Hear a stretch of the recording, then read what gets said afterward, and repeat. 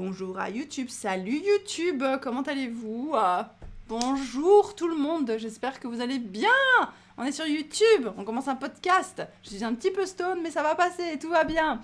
Aujourd'hui, je vais répondre à toutes vos questions concernant mon poids, parce que j'ai remarqué, je pensais pas que les gens remarqueraient aussi fort que j'avais perdu du poids. Regardez-les, ils disent bonjour, ils sont mignons, ils sont mignons. Je pensais pas que les gens remarqueraient aussi fort ma perte de poids. Mais voilà, les gens remarquaient, et du coup, ils posent des questions, ils s'inquiètent et tout. Et je me suis dit, je me sens pas du tout. Une des questions qui revient beaucoup là maintenant dans le live, c'est est-ce que tu te sens forcée de faire cette vidéo? Alors absolument pas. Je me sens pas forcée. Je me disais bien qu'à un moment donné, il faudrait que j'en parle de toute façon, et j'attendais juste une bonne date et tout. C'est tout pour en parler. Et je posterai aussi une vidéo sur la chaîne principale Zoé Vidéo qui sera plus une story time, mais là ça va vraiment être, on répond à toutes vos questions et tout ensemble, on en parle, on voit comment ça se passe, on parle du poids, on parle, je sais pas juste sur quoi ça va déboucher, mais c'est ça le projet en tout cas. Et avant de commencer le podcast, j'aimerais vous dire que mon livre est sorti.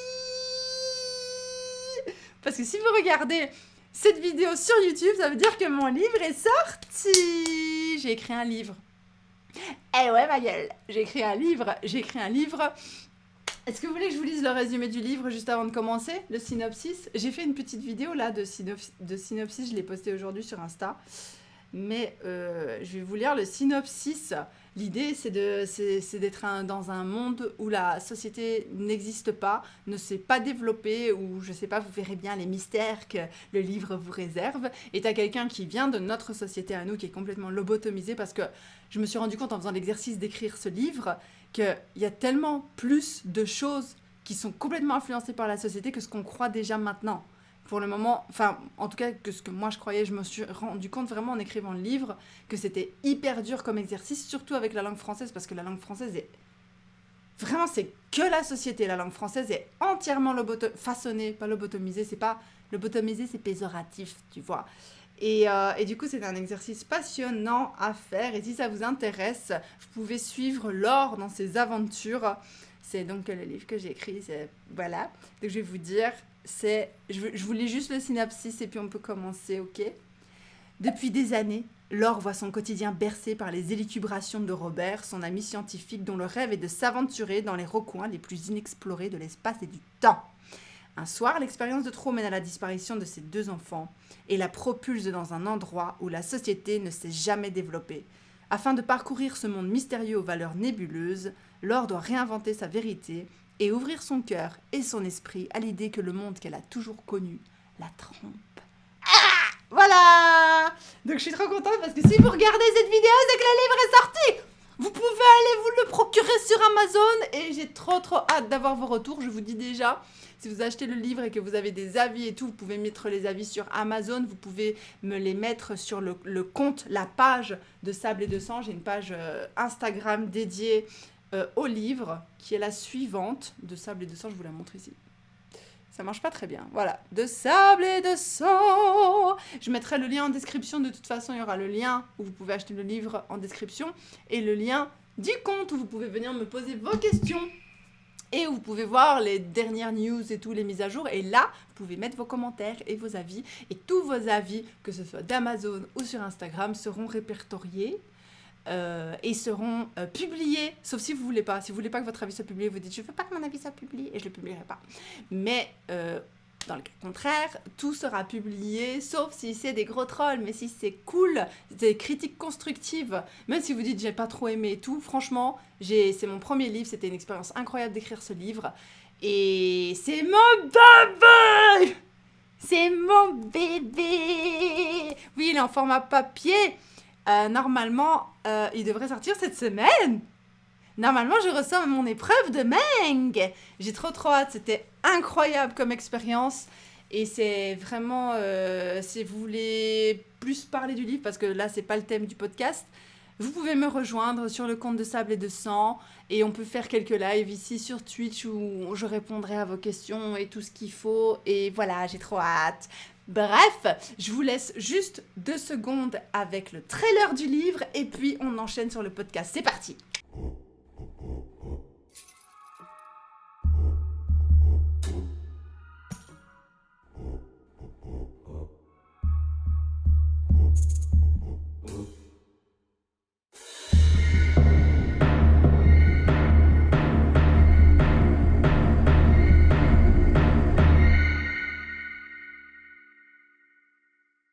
Vos codes, vos lois, votre éthique, votre morale. Voilà, j'espère que ça vous a plu, j'espère que ça vous a pas trop fait flipper parce que on m'a dit ouais c'est dark mais c'est pas aussi dark que ça, mais en même temps j'ai juste suivi la suite logique de l'environnement que j'avais posé, de mes bases et tout. Mais bref, je suis trop amoureuse de mon livre, désolée. Ça fait un peu prétentieux comme ça, mais vraiment c'est mon bébé, je suis hyper excitée, c'est vraiment quelque chose de nouveau pour moi. Je pensais pas un jour écrire un livre, et encore moins celui-là. Donc, c'est parti pour le podcast. Il sera livré en Prime, oui, sur Amazon. Bravo pour ton courage et le fait d'avoir osé écrire un livre, c'est une belle aventure, c'était une aventure fantastique. Il sortira sur Kindle également. Bon, c'est parti, on va parler de mon poids maintenant. Ok, parlons de mon poids. Quelles sont les questions que vous voulez me poser sur mon poids? Puisque je pense que vous êtes beaucoup à avoir remarqué que j'ai perdu quasiment 20 kilos sur l'espace de quelques mois. Et je vous écoute, c'est parti. Je me gratte les aisselles. Est-ce que tu te sens bien dans ta peau depuis ta perte de poids? Parce qu'on vit dans un monde où c'est vu positivement alors que c'est pas forcément le cas. J'ai perdu du poids dû à de la déprime et je me préférais avant, même si tout le monde me dit que c'est bien. Alors, c'est trop bizarre que tu me poses cette question, mais en fait, je me sens pas mieux ou moins bien d'avoir perdu du poids. Je me dis juste, vous savez, depuis toujours le rapport que j'ai au poids, en fait, si je prends du poids, je prends du poids. Tant que c'est pas, pour moi, comme tu le dis, ça dépend un peu de la raison pour laquelle je prends du poids, ça dépend de la raison pour laquelle je perds du poids. Si je prends du poids parce que j'ai bien mangé, que j'ai bien profité, tout cool. Si je perds du poids parce que je suis malade, pas cool, mais... indépendant, enfin l'aspect physique n'est pas super important pour moi. D'ailleurs, vous voyez bien que, enfin, j'ai pas changé ma façon de m'habiller, j'ai pas changé en fait du fait d'avoir perdu du poids. Parfois, t'as des gens quand ils perdent du poids, donc quand ils sont en surpoids ou quoi, tu vois sur les réseaux sociaux notamment, qui portent des vêtements très larges et tout, et quand ils perdent du poids, ils commencent à mettre des vêtements hyper moulants ou beaucoup plus montrer leur corps, beaucoup plus mettre leur corps en valeur. Moi. Enfin, je pense que vous avez remarqué que j'ai absolument pas changé ma façon de m'habiller, en fait. En fait, j'ai pas changé du tout. Ma perte de poids n'a rien changé à mon niveau personnel. Donc, je vais juste couper le chauffage parce que je trouve qu'il fait un peu chaud. Ça va? Donc, ouais, j'ai pas changé. Mes vêtements sont les mêmes, ils sont juste beaucoup plus larges. Pour moi, du coup, hein. Ils sont... Mais bon, c'est comme ça, hein. Je passe mon temps à les remettre et tout, c'est comme ça, c'est peut-être le truc le plus embêtant dans ma perte de poids, c'est la garde-robe qui devient hyper large et les vêtements qui tombent et des vêtements que je sais plus mettre parce qu'en fait, vraiment, ils tombent juste. Je passe ma journée à faire ça, en fait. Je passe ma journée à remonter mes vêtements comme ça, tu vois, parce qu'en fait, je passe ma journée, là je tire même pas, hein. Je passe ma journée à remonter mes vêtements, quoi, alors que c'était des vêtements qui étaient un peu serrés à l'époque, tu vois. Donc c'est plutôt ça, la partie la plus embêtante dans ma perte de poids. Mais moi, vous savez très bien que j'ai absolument pas changé parce que c'était pas un objectif en soi pour moi de perdre du poids et vous le savez très bien. Moi, j'ai toujours eu la théorie que... C'est une théorie, ok, il y a des gens qui sont super fâchés quand je dis ça, mais je pense que si tu es en surpoids ou si tu es un peu gros ou je sais pas, n'importe quel terme que vous avez envie d'utiliser à l'heure présente, et que pour perdre le poids, tu dois faire des efforts monumentaux, c'est qu'il y a un problème de santé de base. Soit c'est un problème mental, soit c'est un problème physique, mais il y a un problème. Tu vois, si toi, tu veux vraiment perdre du poids, mais que pour perdre ce poids-là, tu dois genre t'affamer, faire du sport 2 heures par jour et tout, c'est vraiment qu'il y a un problème de métabolisme ou qu'il y a il y a un problème quelque part. Tu vois, pour moi, c'est pas normal. Et il y avait une période où je me rendais compte que je prenais du poids, mais sincèrement, je mangeais pas comme une dingue. Je mangeais pas bien, mais je mangeais pas comme une dingue. Et même, vous vous souvenez, il y a un des Vlogmas où je fais une salade et même Piu Piu, il fait la réflexion dans le vlogmas, il dit que je mange moins que lui, quoi. Que je mange mieux que lui, que je mange moins que lui, je sais plus. Parce que c'est vrai, je mangeais pas genre comme une dingue, quoi, tu vois, je mangeais normal. Et moi, je trouve qu'à partir du moment où tu manges normal et que tu as du poids en trop, c'est que c'est un autre problème que ce que tu manges. En fait, le problème, c'est pas ce que tu manges. Tu vois, ça, c'est ma théorie. Et du coup, pendant des mois, j'ai des cheveux qui vont dans le visage, ma frange, ça va pas du tout. J'ai envie de la couper là, maintenant, en live. Et du coup... Et je sais que ça énerve les gens parce que t'as beaucoup de gens qui partent du principe que c'est de la paresse et tout, les gens qui sont trop gros, tu vois. Mais chacun son métabolisme, mais aussi chacun... Ça peut avoir tellement...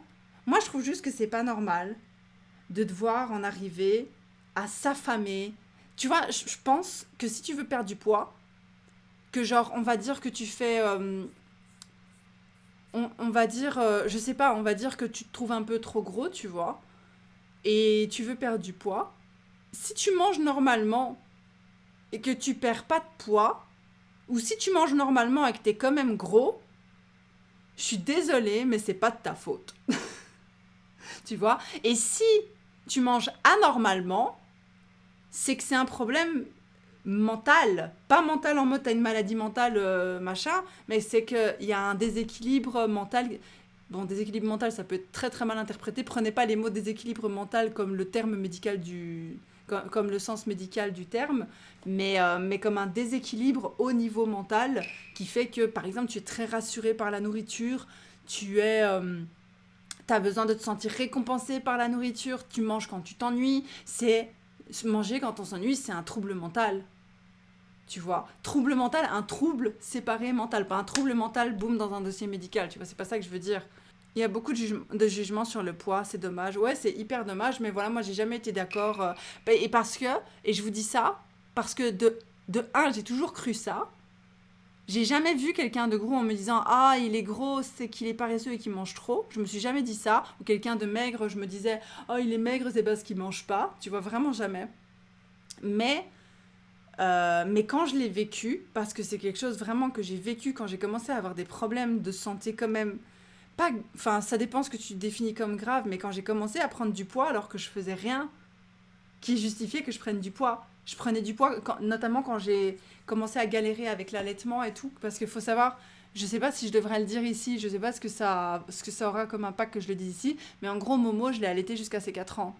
Parce que j'ai pompé à l'été, parce qu'elle savait pas prendre le sein, parce qu'elle avait un torticolis. Du coup, j'ai pompé pendant 2 ans environ.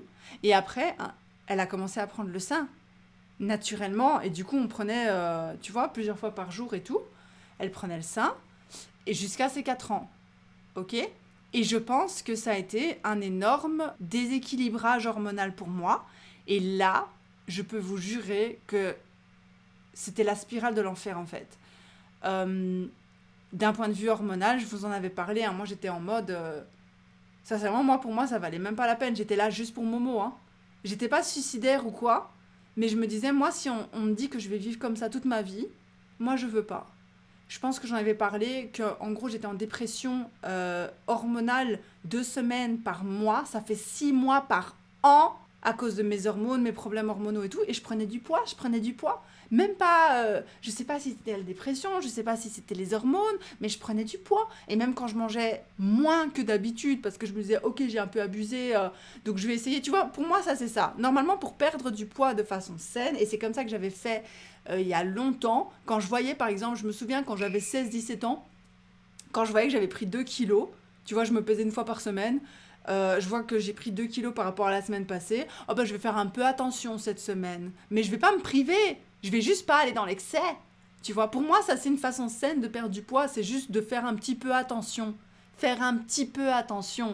pas genre remettre tout son équilibrage alimentaire, nanana, se priver, faire attention, jeûner, nanana, moi je trouve que c'est absolument pas normal, il y a vraiment un problème avec ça, tu vois.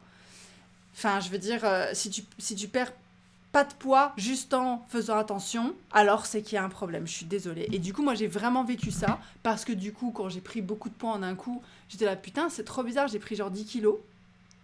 Je pense que vous l'avez vu dans les vidéos et tout. Et j'étais en mode, ok, je vais faire un petit peu attention, Mais ça changeait rien, je continuais de prendre du poids.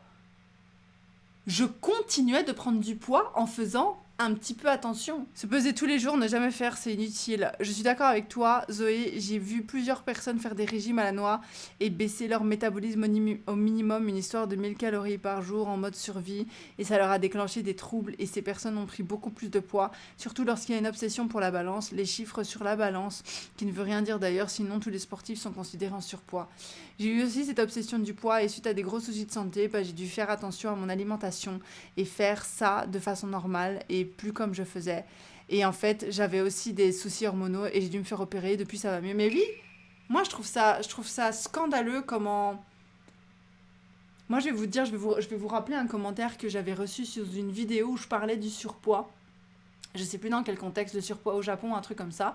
Et à un donné, déjà, la haine que les gens ont pour les gens qui sont un peu plus gros que la moyenne, cette haine, mais incroyable. Parce que moi, je me souviens dans la vidéo, j'ai bien dit, oui, avant, les gens qui étaient en surpoids, c'était pas du surpoids, c'était considéré comme beau, parce que c'était, je sais plus, j'avais pas dit ça dans la vidéo, mais parce que, voilà, quand tu regardes la Vénus de Millès, je crois que ça se dit, je sais pas pourquoi en un coup, je pense à la Vénus de Milo. C'est la Vénus de Millès, on est d'accord? Je sais pas, j'ai un bug. Bref, quand tu vois la Vénus, quand tu vois les sculptures anciennes qui étaient considérées comme les standards de beauté absolue, franchement, c'était des filles, la Vénus de Milo, oui, je me disais bien, putain, pourquoi j'ai pensé à Millès quand tu voyais ces filles-là, ces femmes-là qui étaient représentées, elles étaient... Enfin, je suis désolée, mais j'étais pas loin de ces critères-là. Hein. J'étais à peine plus grosse que ces filles-là. Hein. Et je faisais 75 kilos à l'époque, donc 75 kilos, tu vois, pour 1m65.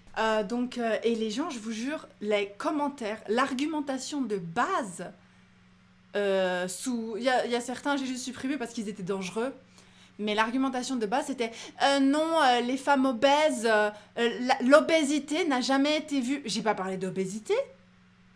Pourquoi tu confonds surpoids et obésité?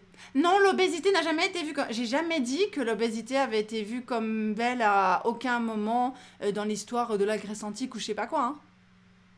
Et encore, l'obésité est vue comme belle comme dans certaines cultures, donc tu vas où en fait? Bref, mais cette haine en fait, les gens ont... Ils entendent surpoids, ils entendent obèse, ils entendent maladie très grave, ils entendent tout le monde va mourir. Vraiment. Ça m'avait choquée en fait, je m'attendais absolument pas de la part de Treat à avoir ce genre de réaction et de réponse. Parce que j'ai pas dit, oui, l'obésité était vénérée à l'époque. Je crois même que je ne parle pas d'obésité dans la vidéo en fait. Mais les gens ils entendent obèse, comme ça, des fous. Je suis désolée de le dire comme ça, mais moi j'ai trouvé ça fou. J'ai trouvé ça surréaliste. Et alors, dans un des commentaires, et je sais pas si c'est un commentaire qui a été fait exprès pour être antisémite envers moi ou quoi, mais t'as quelqu'un qui a dit, parce que je tenais à peu près le même discours, je crois, je me souviens pas, c'est une vidéo qui est sortie il y a longtemps, tu vois. Mais les gens sont obsédés par la pseudo-promotion de l'obésité alors qu'elle n'existe pas. Mais quelle promotion de l'obésité, je te jure!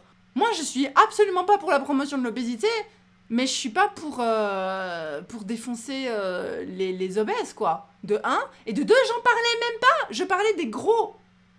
Les gros et les obèses, c'est pas les mêmes, je pense. Du fait d'être gros, le fait que ce qu'on voyait gros, de ce qu'on considère gros aujourd'hui, était beau avant. C'était ça que j'essayais d'exprimer. Tu vois? Et qu'en fait, on est de plus en plus maigre. Bref, je trouve ça complètement fou comment les gens ont dit « Non, c'est pas vrai, l'obésité, là... » Bref. Et t'as eu un commentaire, et ça, c'est un commentaire, vraiment, ça m'a fait réfléchir. À comment les gens voyaient l'idée de maigrir et voyaient les gens qui étaient en surpoids. Parce que la personne a dit... Parce que moi, j'ai eu le malheur, je vous jure, vous allez être super choqués par ce que je vais dire. Je suis désolée pour les personnes qui me regardent et tout et qui ont des troubles et tout, parce qu'il faut que je le dise, là, maintenant. J'ai eu le malheur, je crois, à un moment donné, d'avoir dit dans la vidéo que c'était pas forcément de ta faute si t'étais gros. Tu vois, je pense que t'as des gens, ils abusent vraiment, tu vois. Mais je pense que t'as des gens, c'est hors de leur contrôle. Je pense que les gens qui abusent, ils sont bien d'être gros. Mais si toi, t'es gros et que tu voudrais pas être gros, ou que tu voudrais changer de corps, même si t'es pas gros, mais que tu veux perdre 2-3 kilos et que t'y arrives pas, c'est qu'il y a autre chose.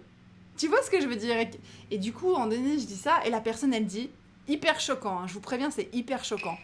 La personne, elle a dit non, c'est pas vrai que quand t'es gros, c'est pas de ta faute. Je pense qu'il y a toujours moyen de maigrir parce que regarde, les juifs dans les camps de concentration, on leur donnait juste pas à manger et ils étaient super maigres. Je vous jure que la personne, elle a dit ça en se disant putain, c'est trop un argument de dingue, je suis trop intelligent. Le mec ou la meuf qui a écrit ça, ils étaient là genre putain, je suis trop intelligent, j'ai trop l'argument de fou. Genre quand tu affames les gens, ils grossissent plus. Je suis trop malin. Donc t'es en train de me dire que c'est normal que... Comment t'expliquer? Je dois remettre mes pensées. Mais c'est choquant parce que la personne assimile de la torture. De la torture. Je suis désolée de crier, mais de la torture. C'est de la torture. C'est des gens qui crèvent. La personne assimile le régime de la torture qui a été infligée à ces gens dans les camps de concentration au régime que les gros devraient suivre, sinon c'est des sales gros. Sinon c'est des paresseux. Sinon ils ont de mauvaises volontés. Vous vous rendez compte ? Le principe même de l'anorexie, s'affamer pour maigrir, ne pas manger. En gros, le mec, il disait « Oui, non, c'est pas vrai que les gros, ils sont gros à cause de leur métabolisme parce que regarde, les juifs dans les camps de concentration, ils étaient tous minces. » Je crois que t'as pas compris c'était quoi le métabolisme, en fait. Effectivement, une plante, tu lui donnes pas d'eau, elle meurt. Mais les plantes, elles ont besoin, en fonction de la plante que tu as, d'un degré d'eau différent. Est-ce que tu es stupide? C'est stupide de dire ça. Ouais, c'est pas vrai que t'as des gens, ils ont des problèmes de respiration, ils font semblant parce que regarde, quand t'arrêtes de respirer, tu meurs. 100% des gens qui arrêtent de respirer, eh ben, ils meurent. J'ai trouvé ça tellement... Oui, les faux conseils des personnes minces pour aider les gros sans savoir que parfois, c'est juste le corps qui est comme ça et ça, les gens comprennent pas. Ben non, moi, je suis désolée, si à partir du moment où tu dois t'affamer, où tu dois faire des trucs draconiens, à prendre des décisions drastiques pour maigrir, oui, tu vas maigrir. Tout le monde maigrit comme ça, ok? Mais c'est pas normal. C'est qu'il y a un autre problème, que ce soit un problème. Si c'est vraiment une torture pour toi, si c'est vraiment difficile pour toi de faire attention à ce que tu manges, c'est que tu as un problème là. Et c'est pas du tout une insulte quand je le dis. Et si c'est difficile pour toi, même en faisant attention à ce que tu manges, de maigrir, c'est que tu as un problème là. Au niveau des hormones et tout. Enfin, c'est pas chinois ce que je dis, quoi. Je suis pas en train de vous parler en russe, quoi. Donc je sais pas c'est quoi cette haine des gros et cette responsabilisation des gens gros. Comme si ils n'étaient pas le produit de la société, quoi. Parce que c'est quand même rare hein, de croiser des chiens obèses dans la nature en liberté. En général, les chiens obèses, ils sont dans les foyers. Hein. Je sais pas pourquoi l'humain, dans certaines circonstances, a besoin de haïr. Mais cette haine, elle est incroyable. Je suis boulimique depuis mon adolescence et en 2 ans, j'ai pris 35 kilos et maintenant j'ai 26 ans. Je commence petit à petit à perdre du poids. Mais j'ai toujours un gros problème avec la nourriture et j'aimerais gérer ça, mais c'est impossible. Je pense que le plus important, c'est de prendre ton temps et de pas t'auto-flageller parce que tu n'arrives pas à tes objectifs à l'heure où tu devrais y arriver, tu vois. Moi, je trouve que c'est ça le plus important, c'est bien de se rendre compte qu'on est tous différents. Tu dois pas regarder ton voisin en te disant... Après, je sais pas, hein, j'ai pas fait de boulimie ou quoi que ce soit, hein. Mais il faut faire les choses à son rythme et un rythme qui ne semble pas être de la torture. À partir du moment où vous souffrez de l'effort que vous faites, c'est que vous n'êtes pas sur la bonne voie. Moi, je suis archi contre cette mentalité. Après, ça dépend peut-être pourquoi, je sais pas, j'ai pas d'exemple maintenant. Peut-être si tu parles du sport, par exemple, mais même, je suis pas sûre qu'en sport, tu dois souffrir, tu vois. En sport, tu dois t'entraîner tous les jours et tout, mais à partir du moment où ça devient une torture pour toi de t'entraîner et tout, c'est qu'il y a un problème, que ce soit là ou physiquement. Tu vois ce que je veux dire ? Moi, ça a toujours été comme ça. J'ai toujours pensé comme ça. Si ça devient trop dur, c'est qu'il y a un problème. Ça doit pas être trop facile, c'est pas ce que je dis, mais si ça devient une torture, quelque chose que toi, ton cerveau, il associe à de la torture, c'est que ça va pas. Et pourtant, les restrictions dangereuses dont tu parlais, c'est le genre de méthode que la majorité des influenceuses mettent en avant. Le régime, le sport à outrance, le déficit calorique important. Entre ça et les images retouchées sur les réseaux, c'est pas étonnant que le nombre de personnes atteintes de TCA augmente et qu'il y en ait de plus en plus chez les jeunes. Je suis d'accord. Bon, après, ça là, tu dérives vers un autre sujet qui est celui des influenceurs et tout ça. J'aimerais bien vous parler de ce que je pense un peu de l'influence, même du terme influenceur. Je trouve que tout est fait aujourd'hui pour que on normalise à fond le fait d'être influencé par les médias. Mais moi, je trouve qu'on devrait normaliser le fait de ne pas être influencé par les médias. On ne devrait pas appeler les influenceurs les influenceurs. Je veux dire, un Instagrammeur, c'est un Instagrammeur, c'est quelqu'un qui fait Instagram, c'est tout. Point. Putain de lane. Hein? Mais rien que les termes utilisés, le monde de l'influence, influencer les gens, on normalise super fort ça plutôt que d'apprendre aux gens qu'en fait, c'est juste des gens dans des boîtes que tu connais pas. C'est des gens dans des boîtes que la boîte, c'est le téléphone. Tu vois ce que je veux dire? Donc, ouais, prochain podcast. Mais du coup, ouais, moi, c'est quelque chose avec lequel j'en ai même parlé à Momo l'autre jour encore, parce qu'on a eu un truc où elle avait vu un truc sur YouTube et elle voulait absolument faire comme ça et tout. Et je lui dis, mais toi, t'es toi et l'autre, c'est l'autre, quoi. Bon, c'est un truc avec un jouet et tout, mais enfin, je sais pas, c'est spécial, quoi. Moi, je veux normaliser le fait. Faut arrêter de normaliser le fait que être influencé, c'est normal. Je sais pas comment vous expliquer ça parce que ça peut sembler super méchant pour les gens qui sont un peu plus influençables que d'autres, mais je pense qu'il faut arrêter de normaliser le fait d'être influençable. Tu vois, il faut normaliser le fait qu'il y ait des gens qui fassent n'importe quoi sur Internet et que toi, tu as le pouvoir de choisir si tu le fais ou non et de choisir si tu te fais influencer par ça ou non. En fait, les gens sont hyper faibles aujourd'hui. Et je dis pas faible, c'est pas péjoratif dans le sens vous êtes faibles, vous êtes des connards, tu vois. Je dis ça dans le sens on est faible parce qu'on nous a un peu endormis. On a pris l'habitude, je trouve.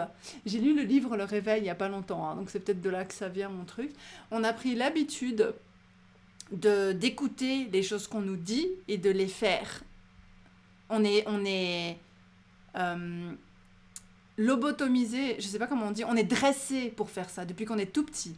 Quand tu es petit, tu dois écouter tes parents, puis tu dois écouter le professeur, puis tu dois écouter la télé, puis tu dois écouter ci, puis tu dois écouter ça, tu vois. Et après, bah, tu vas sur les réseaux sociaux et tu écoutes ce que les gens disent sur les réseaux sociaux. Tu vois ce que je veux dire? Je sais pas si ça a du sens. On est préparé toute notre vie à écouter ce que quelqu'un te dit et à se sentir influencé parce que la personne te dit. Moi, je trouve ça... C'est encore un autre débat, hein. C'est pas les influenceuses, c'était déjà comme ça avant. C'était pire que les influenceuses car il y a la body positive et la culture d'acceptation de soi. Étant une boomer, maintenant j'ai 30 piges. À 30 piges, t'es pas une boomer, hein, t'es une milléniale. Hein. J'ai 30 piges aussi, je suis milléniale. Hein. C'était déjà affreux avant les réseaux sociaux et les influenceurs car c'était que la télé et le magazine. Il n'y avait pas la troisième vision plus tolérante des réseaux sociaux. Oui, c'est sûr aussi. Mais je suis d'accord avec ce que tu dis. Mon père arrêtait pas de me comparer à ma demi-sœur en me disant que j'étais trop ronde alors que je l'étais pas, juste que je grandissais et que je prenais des formes de femme. Et il avait du mal avec ça, il avait des propos sur mon poids, des problématiques. Et même, il me faisait faire un régime à l'âge de 14 ans. Non mais ça, c'est à bannir quoi. Ah, c'était pour rire. J'étais là, attends, il y a un problème de maths ou alors moi aussi je suis une boumeuse. Je trouve aussi que pas mal de gens retouchent énormément leurs photos, mettent des filtres et ça donne une fausse image de soi. Moi, je pense que les gens peuvent bien faire ce qu'ils veulent avec leurs filtres et avec leurs photos, avec leur maquillage et tout. Je pense que s'ils se sentent bien, je sais que c'est un avis controversé, mais je pense que si quelqu'un se sent bien comme ça, juste en mettant des filtres, du maquillage, en se changeant complètement par rapport à la version qu'ils sont dans la réalité, c'est leur problème en fait. Ils font bien ce qu'ils veulent en fait. C'est à nous de ne pas nous faire influencer par ça. Je faisais ma boomer, la vieille fausse aigrie. Je pense que le burn-out et la dépression n'aident pas du tout en effet, mais c'est vrai que je suis quelqu'un qui aime manger en général. Je dois juste réapprendre à manger sans me gaver et à écouter mon corps quand je n'ai plus faim. Plus facile à dire qu'à faire, mais au moins j'en suis consciente. C'est bien d'en être consciente, c'est très bien. Du coup, pour retourner la boucle, ouais. Je sais plus d'où ça venait, tu vois, la personne qui m'a posé une question, comment je me sens dans ma peau et tout, franchement... J'en fais pas une catastrophe, c'est pas mon but dans la vie de maigrir, mais voilà, ce que je voulais dire par rapport au truc du métabolisme et tout, c'est que comme j'ai vraiment vécu cette période, pour la première fois de ma vie, hein, parce que toute ma vie, je vous avais déjà dit dans une autre vidéo, on avait un peu parlé de mon poids quand je disais j'ai été belle mais moins belle, c'était l'autre vidéo sur la beauté. En fait, j'ai jamais été grosse. En tout cas, je me suis jamais vue comme grosse, même quand j'étais grosse. Je me voyais pas grosse, même quand mon BMI il était presque obèse, J'ai frôlé l'obésité, hein, l'obésité clinique, hein. Même quand mon BMI, donc je faisais 80 kilos, ok, il était genre donc à 30 et plus, donc c'est-à-dire en obésité, quoi. Euh, je me sentais pas grosse, je me voyais pas grosse. Je me pesais et je me disais, putain, je suis obèse. Mais je me sentais pas obèse. Je me sentais pas obèse dans mon corps, je me sentais pas... Je sais pas comment t'expliquer. Donc j'ai l'impression que j'ai jamais été genre physiquement grosse. Et je pense que ça participe aussi au fait que je me sens... que j'accorde pas énormément d'importance au fait que je sois mince ou au fait que je sois grosse. Je sais pas si ça a du sens, mais j'ai l'impression que même vous m'avez jamais trouvé grosse, quoi. Je vous demande pas de me dire ah non, moi je te trouvais ou moi je te trouvais pas, tu vois, c'est pas ça. Mais j'ai jamais eu des commentaires qui me disaient ouais, Zoé, t'es grosse. C'est qui cette grosse? Tu vois? C'est drôle. T'avais des gens qui disaient t'as pris un peu de poids, tu vois, mais gentiment, toujours dans le respect. Mais du coup, c'est pas. J'ai jamais eu pour objectif de maigrir physiquement parce que je me sentais pas grosse. Je me suis jamais sentie grosse. Mais quand j'ai vu que j'étais en obésité clinique, je me suis dit, bon, c'est pas du muscle, ça c'est certain. Et ça veut dire quand même que je suis peut-être pas en bonne santé. Moi, je crois à fond au fait que il y ait des maladies qui peuvent être liées à ton poids. Que ce soit trop de poids ou pas assez de poids. Ok? Mais j'en ai rien fait. Je me suis dit à l'époque, ah bah ok, bah je suis obèse du coup, bah ce que je vais faire, c'est que je vais faire attention. Donc j'ai commencé à faire attention et j'ai pas du tout maigri, limite j'ai continué de prendre du poids. Le pire red flag que j'ai eu un jour, c'est un mec qui disait qu'il préférait les gens qui faisaient du sport intensivement en disant qu'ils étaient bien formés, que les personnes en surpoids étaient pas compétentes pour juger de la bonne santé. Pareil, genre je me sens pas grosse, mais c'est quand les gens me le disent que je remarque, mais après j'oublie. C'est trop mignonne. C'est trop mignon. Ben oui. Mais moi, on m'a même jamais dit que j'étais grosse. On me disait t'as grossi, mais te dire t'as grossi ou t'as maigri, ça veut pas dire t'es mince ou t'es gros, tu vois, ça n'a pas de rapport. Enfin bref. Et c'est là que je me suis rendu compte qu'il y avait un réel problème. Et ensuite, donc en gros, j'essaie vraiment d'insister sur le fait que l'objectif en soi n'était pas de perdre du poids, tu vois. Mais j'aurais voulu perdre du poids juste pour être en bonne santé. Ce qui s'est passé ensuite, c'est que j'avais ma dépression liée à mes symptômes de règles, vous le savez. Hein. Oui, se peser, ça aide mieux à s'en rendre... Bah oui, sinon moi, je continuais comme ça. Hein. Moi, je continuais à faire ma vie sans problème, tu vois. Mais après ça, pendant toute cette période-là, tout était lié un peu. Hein. J'ai eu, c'était en 2019, à peu près 2019-2020, j'ai eu des très très gros symptômes prémenstruels, super compliqués. Vraiment, hein, super. On a failli me mettre sous antidépresseur, hein, les gars.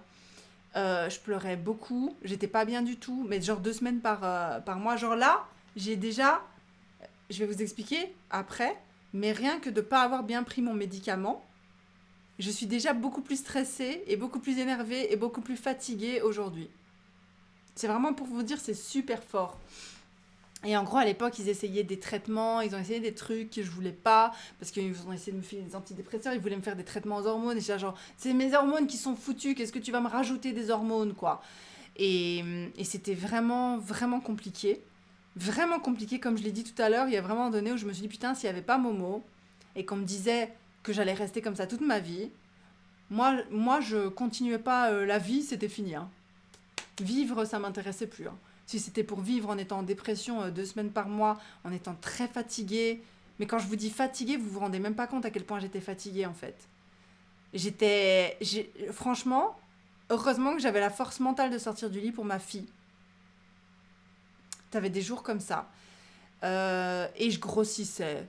Et je savais pas pourquoi, parce que j'avais pas l'impression que je mangeais énormément. Après, je mangeais pas à des heures super, mais je mangeais normal, tu vois. Et en plus, ça, je pense qu'avec Pipi, on en a déjà parlé, je mange énormément de salades, je mange énormément de légumes, je mange énormément de bonnes choses. Mais en très grande quantité, parce que parfois, j'ai pas le temps ou quoi, tu vois. Ça arrive que je mange des grandes quantités, genre je fais des grosses salades comme ça, mais c'est pas assez pour prendre tout le poids que je prenais, tu vois. Et quand j'ai réduit un petit peu les quantités pour faire attention comme j'avais toujours fait, et que ça a pas marché, je savais pas si c'était lié à mes problèmes de santé Je savais pas c'était lié à quoi, je savais pas si c'était un cercle vicieux et quoi. Donc c'était vraiment... Je m'en foutais un peu, mais pour moi, le fait que je perdais pas de poids et limite que je grossissais alors que je mangeais bien, pour moi, c'était un peu la preuve que j'avais un réel problème hormonal parce que les médecins, ils n'arrivaient pas à voir ce que j'avais et ils voulaient pas vraiment me traiter, tu vois. Ils voulaient surtout me donner des antidépresseurs pour que je ferme ma gueule, tu vois. Et après ça, bah vous savez ce qui s'est passé. J'ai eu mon embolie pulmonaire.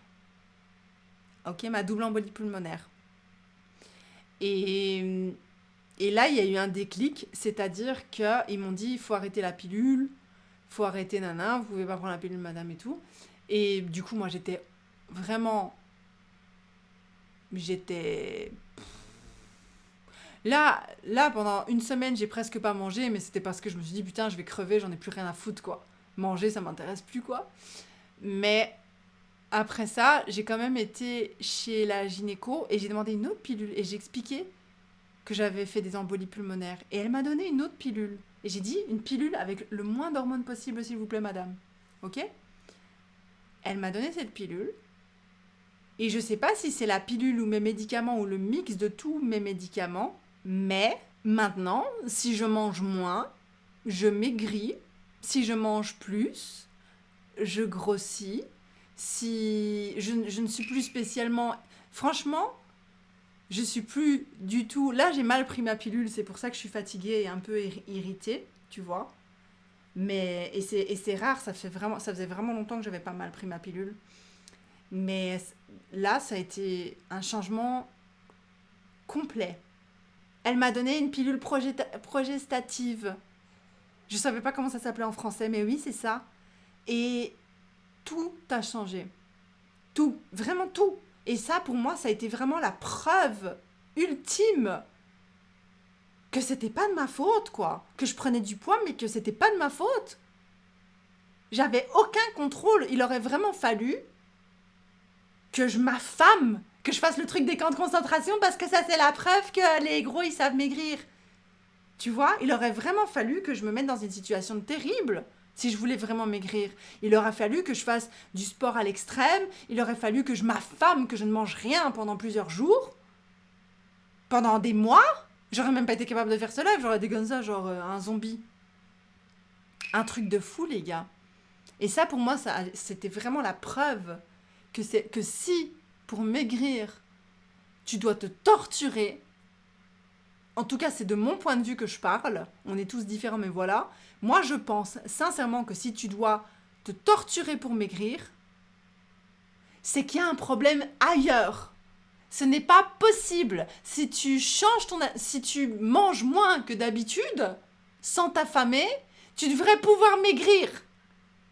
Tu vois, si d'habitude tu manges 2 bananes et que du jour au lendemain tu en manges 1,5 parce qu'en fait l'autre petit bout de banane il n'est pas forcément nécessaire, t'as peut-être un petit creux en fin d'après-midi parce que t'as pas mangé ton petit bout de banane, mais ton corps peut s'y habituer et c'est pas une torture, tu vois ce que je veux dire. C'est pas genre je crève la dalle, j'ai pas d'énergie, je perds mes cheveux, j'ai des problèmes dedans, tu vois ce que je veux dire. C'est pas ça, c'est genre tu baisses un petit peu. Ça, pour moi, c'est normal, tu vois. De manger un petit peu moins ou de manger des choses moins grasses, tu vois. Genre, si par exemple, d'habitude, tous les jours, tu manges un énorme paquet de frites et que du jour au lendemain, tu décides de manger à la place de ton paquet de frites une petite salade avec des tomates et que tu ne maigris pas, ce n'est pas normal. Si pour maigrir, tu dois en arriver à un stade où tu manges 3 feuilles de salade le matin, un chips à midi et une saucisse le soir, ce n'est pas normal. C'est qu'il y a un problème. Que ce soit, si tu te sens affamé, ce n'est pas normal. Si tu sens que tu as un manque, un méga manque, que tu dis « Putain, j'ai tellement envie de manger ça !» Que c'est même pas de la faim, hein, que tu dis « J'ai envie de manger ça, j'en peux plus d'attendre, il faut que je mange ça !» C'est un problème ici. Ce n'est pas normal, c'est qu'il y a un autre traitement. Et ton problème ici, il est peut-être même pas lié à la nourriture. Peut-être que tu as... On en parlait hier avec Piu Piu, j'espère qu'il le prendra... J'espère que je peux parler de ça, qu'il le prendra pas mal. Normalement, oui, parce qu'il m'a dit que je pouvais. Quand je lui ai expliqué que je voulais en parler à ma sœur.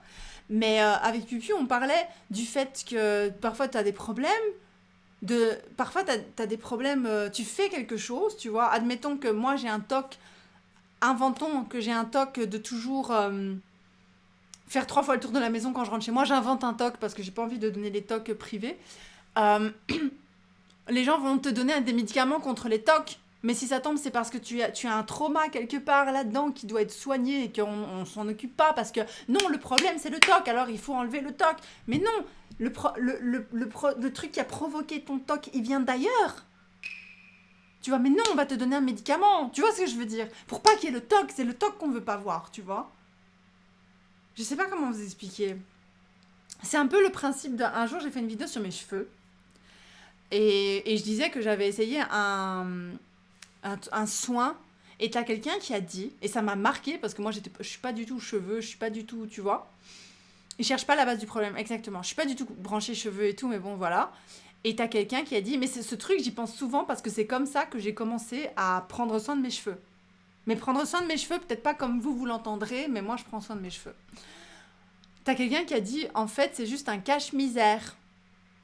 Ce mot, je l'avais jamais entendu, mais je l'ai trouvé hyper frappant, quoi, ce mot. Un cache-misère, les gars. Et du coup, la personne développait dans son commentaire en disant, en gros, ils ont juste rajouté du produit au-dessus du cheveu, mais ton cheveu, il est quand même abîmé. Ce que tu devrais faire, là, c'est plus réparable, mais ce que tu devrais faire, c'est commencer à prendre soin de tes cheveux, éviter de mettre trop de produits chimiques, éviter la chaleur sur tes cheveux, arrête de faire tes cheveux au fer, tu vois, arrête de décolorer tes cheveux parce que t'as des gens qui pensent que je décolore mes cheveux, forcément c'est un peu le triste sort des blondes, et ainsi de suite, tu vois, arrête de faire ce genre de choses-là, et ton cheveu ira mieux, parce que sinon là, tu n'as rien fait en fait, tu n'as pas revigoré ton cheveu, t'as rien fait, tu vois ce que je veux dire. Et ça m'a vraiment marqué, enfin, et maintenant j'applique ça, et je me suis rendu compte que c'était un toc de la société de faire ça, de cacher la misère plutôt que de régler le problème. Toujours cacher. Je sais pas comment expliquer, j'ai pas d'exemple là maintenant, mais j'ai l'impression que c'est tout le temps ça. Je ne sais pas si j'ai fait des TCA, mais je crois que j'ai un problème avec la nourriture ou un truc du genre. Moi, je vais te dire un truc, dans mon parcours pour l'alimentation avec Momo, je vais vous parler de ça. Attention, hein, moi je répète bien, je suis pas diététicienne, je suis rien du tout. Moi, je parle juste de mon expérience personnelle et de mon rapport avec ma perte de poids, avec le poids en général et avec la nourriture en général, ok? Il faut savoir que si vous voulez des bases de qui je suis, de ce que je connais et tout, nanana, en gros, j'ai grandi avec quelqu'un d'anorexique, sévèrement anorexique, qui a été hospitalisé pendant plusieurs années dans ma famille, très proche, et j'ai une petite fille de 4 ans. Et j'ai moi-même, voilà, j'ai perdu beaucoup de poids, j'ai perdu 20 kilos ben je sais même pas, depuis... J'ai eu mon embolie pulmonaire en juillet, août, j'ai du mal avec les mois. En 5 mois j'ai du mal avec les mois, je suis un peu fatiguée aujourd'hui. Je vous avoue, j'ai pas dormi. Momo a un rhume. Vous savez ce que c'est si vous avez un enfant. Momo a un rhume, ça veut dire je n'ai pas dormi. Mais en gros, il y avait un truc qu'on faisait, j'en avais parlé avec Piu Piu. Avec l'alimentation de Momo, je me posais énormément de questions. Vous savez que je me suis toujours posé des questions par rapport à comment faire le mieux possible. Hein, c'est normal, je pense que tous les parents font ça. Et en fait, on s'est rendu compte, en faisant des recherches, en réfléchissant, t'imagines, en observant Momo, on s'est rendu compte en fait que l'être humain désapprenait à se nourrir normalement. Quand tu dis ça, hein, quand tu dis que par rapport au TCA et tout, que tu n'arrives pas à manger normalement, vous savez que ça, c'est un truc qui date... Oh, je me suis cassé l'ongle. Un truc qui date de quand qui remonte à quand t'es tout petit. Parce que les bébés... Et ça, c'est un truc... C'est même pas un truc que j'ai lu sur Internet. J'ai lu sur Internet ça après, mais j'ai réfléchi. T'imagines réfléchir quand t'as un enfant? Truc de fou. Et en gros, on m'avait dit ça parce que quand je pompais, et que je savais pas si elle voulait manger ou pas, tu vois, je pompais et je lui donnais. Et j'avais l'impression que je pompais pas beaucoup, tu vois. Surtout au début, j'avais l'impression que j'avais rien. Et je m'inquiétais de ça. Et la consultante en lactation, elle m'a dit, mais en fait, si votre enfant, il avait pas assez, il le dirait. Et parfois, elle finissait pas mon lait. Tu vois, j'avais déjà pas beaucoup de lait, tu vois, elle le finissait pas. Et je disais, du coup, ouais, elle a pas fini, mon lait, il est pas bon et tout. Elle disait, non, elle a juste pris ce dont elle a besoin. Les bébés ont cette capacité, ce super pouvoir. On considère ça comme un super pouvoir, mais en fait, c'est censé être la normalité. Mais nous, on le fait désapprendre à nos enfants, comme nos parents nous l'ont fait désapprendre. Hein. ils savent exactement ce dont ils ont besoin. De la même façon que les animaux dans la nature, ils savent exactement ce qu'ils ont besoin de manger. C'est nous, les êtres humains, qui désapprenons aux animaux comment ils doivent se nourrir et qui deviennent obèses et qui ont des problèmes de poids après les animaux. Tu vois, vous avez déjà pensé à ça? Et en fait, depuis ce jour-là, c'est pour ça que depuis ce jour-là, en fait, depuis qu'elle m'avait dit ça, je me suis dit, putain, je vais jamais forcer Momo à manger, en fait. Et c'est après, et du coup, je ne l'ai jamais fait, parce que j'ai un rapport très spécial avec l'alimentation, de par avoir grandi avec un membre de ma famille proche anorexique. Et après, en discutant avec Pupiu, parce que Pupiu aussi a été sur le chemin d'apprendre qui il est, comment il doit manger, comment il doit faire les choses, qu'est-ce qu'il a besoin, qu'est-ce que son corps a besoin. Et il m'en a parlé de ça. Il a dit, en fait, les gens, on est censé savoir manger naturellement. Et tu sais ce qui nous fait désapprendre ça? C'est le matin, il est 7h du matin, il faut manger avant d'aller à l'école, hein. Et finis ton assiette. Quoi? Tu veux manger? Mais là, il est 9h, tu dois attendre au moins encore 1 heure pour avoir ton goûter. Quoi? Mais t'as déjà mangé ton goûter, tu dois attendre midi. Quoi? Midi, t'as plus faim? Mais tu vas finir ton assiette, hein. Et ainsi de suite. Et c'est comme ça que l'enfant perd cette capacité naturelle, ce super pouvoir que l'on a au même titre que les animaux, à réguler et à savoir exactement ce dont il a besoin quand il en a besoin. Et c'est comme ça, et je sais que tu as plein de gens qui vont dire c'est terrible, c'est très très mal et tout, mais c'est comme ça qu'en fait on n'a pas d'heure de repas ici. Elle mange quand elle a faim, et elle mange, et on mange pas forcément tous ensemble. Chacun mange quand il a faim dans cette maison. Il n'y a pas genre, c'est l'heure, tout le monde à table, allez, tu restes assise, hein, t'as 4 ans, mais tu restes assise à table, et tu finiras ton assiette, et tu mangeras tes légumes. On fait pas ça. Tu vois ce que je veux dire? C'est horrible parce qu'on nous oblige à suivre un emploi du temps qui ne nous correspond pas. Mais exactement. On peut retrouver ce super pouvoir, je pense qu'on peut le retrouver. Parce que moi, grâce à... Bon, évidemment, je le faisais déjà quand j'étais pas bien, mais forcément, mon corps était cassé, donc tu pouvais pas le voir physiquement, genre je perdais pas de poids. Mais depuis que j'ai Momo, en fait, dans cette maison, chacun mange à l'heure qu'il veut, chacun mange ce qu'il veut. Il n'y a pas de... Tout le monde mange la même chose à la même heure, tu vois. Et oui, ça peut faire bizarre parce que tu as des gens qui peuvent dire « Quoi, mais vous n'avez pas ce moment en famille où vous vous asseyez tous autour de la table ?» Bah, je sais pas, on a plein d'autres moments en famille. Enfin, c'est pas le seul moment en famille de la journée qu'on a, quoi. Tu vois ce que je veux dire? Et voilà, elle peut aller se servir dans le frigo, si elle a envie de ça plutôt que de ça. Tu vois, j'ai pour principe de pas dire non si elle veut manger. Si elle a faim, je ne dis pas non. Jamais. Et si elle a pas faim, je ne la force pas à manger. Jamais. C'est mort, tu vois. On verra ce que ça donne dans le futur et tout. Et je sais que ça peut choquer les gens parce que tu as des gens qui disent, on m'a déjà dit, hein, quoi, vous avez pas d'heure du souper et tout, mais alors vous partagez pas le souper en famille, mais c'est ultra triste. Moi, ce que je trouve triste, c'est de forcer ton gamin à s'asseoir à une table et de te forcer, et de forcer tout le monde, même si vous n'avez pas faim, même si vous n'avez pas envie, même si vous n'aimez pas ce qu'il y a dans votre assiette, à manger et à finir votre assiette. Et ça, c'est quelque chose que ma famille, quand ils sont venus me voir, maintenant, parce qu'en fait, du coup, je me suis dit, putain, ça y est, quand j'ai commencé à prendre mes médicaments, la pilule et tout, j'ai eu l'impression, après avoir, entre guillemets, bon, je vais être un peu dramatique, après avoir, entre guillemets, frôlé la mort... Oui, je suis dramatique, mais c'est vrai, hein, finalement, j'ose pas le dire, tu vois. Mais en fait, c'est exactement ce que c'est. J'ai frôlé la mort. Je me suis vue mourir quand j'étais hospitalisée aux urgences avec mon embolie pulmonaire. Je me suis vue mourir dans la semaine qui a suivi mon embolie pulmonaire tellement je souffrais. Et quand j'ai commencé à prendre ma pilule, mes médicaments, que mon corps a commencé à se remettre, mon corps je sais pas si ça se dit en français, mais il a rené. Il est René. René, ça va René? Il est retourné à la vie. C'est comme si... Je sais que mon corps, il était cassé, mais j'avais l'impression qu'on me donnait un nouveau corps à utiliser. Tu vois ce que je veux dire? Et là, je me suis dit... Parce qu'en fait, j'ai vu mon poids baisser sans que je fasse rien, mais j'avais... Attention, il faut en parler aussi. J'avais de grosses trucs alimentaires. Hein. J'ai de grosses restrictions. Il a ressuscité... Putain, merci. René, il est René. Il est René. Quelle merde. C'est pour ça que j'aimais être en Allemagne, à part leur dîner. Il n'y a pas de repas à un moment précis dans la journée. J'ai tellement souffert de devoir manger à des heures fixes, sachant qu'on a on a su bien plus tard que j'avais une maladie chronique digestive. J'avais tout le temps mal au ventre et j'ai des gros troubles alimentaires. Ma belle-fille, quand elle est chez sa mère, elle doit manger le dernier repas de la journée à 17h30 et après, elle n'a plus le droit de manger. Ça me tue. Ici, on mange quand on a faim. Des fois, on ne mange pas. Des fois, on mange à minuit, etc. Mais mes crises de douleur ont énormément diminué. C'est bien. Je comprends, j'ai plus ou moins vécu la même chose. Ouais, et après, donc... moi, déjà, donc à ce moment-là, j'étais déjà dans le délire de je mange quand j'ai envie.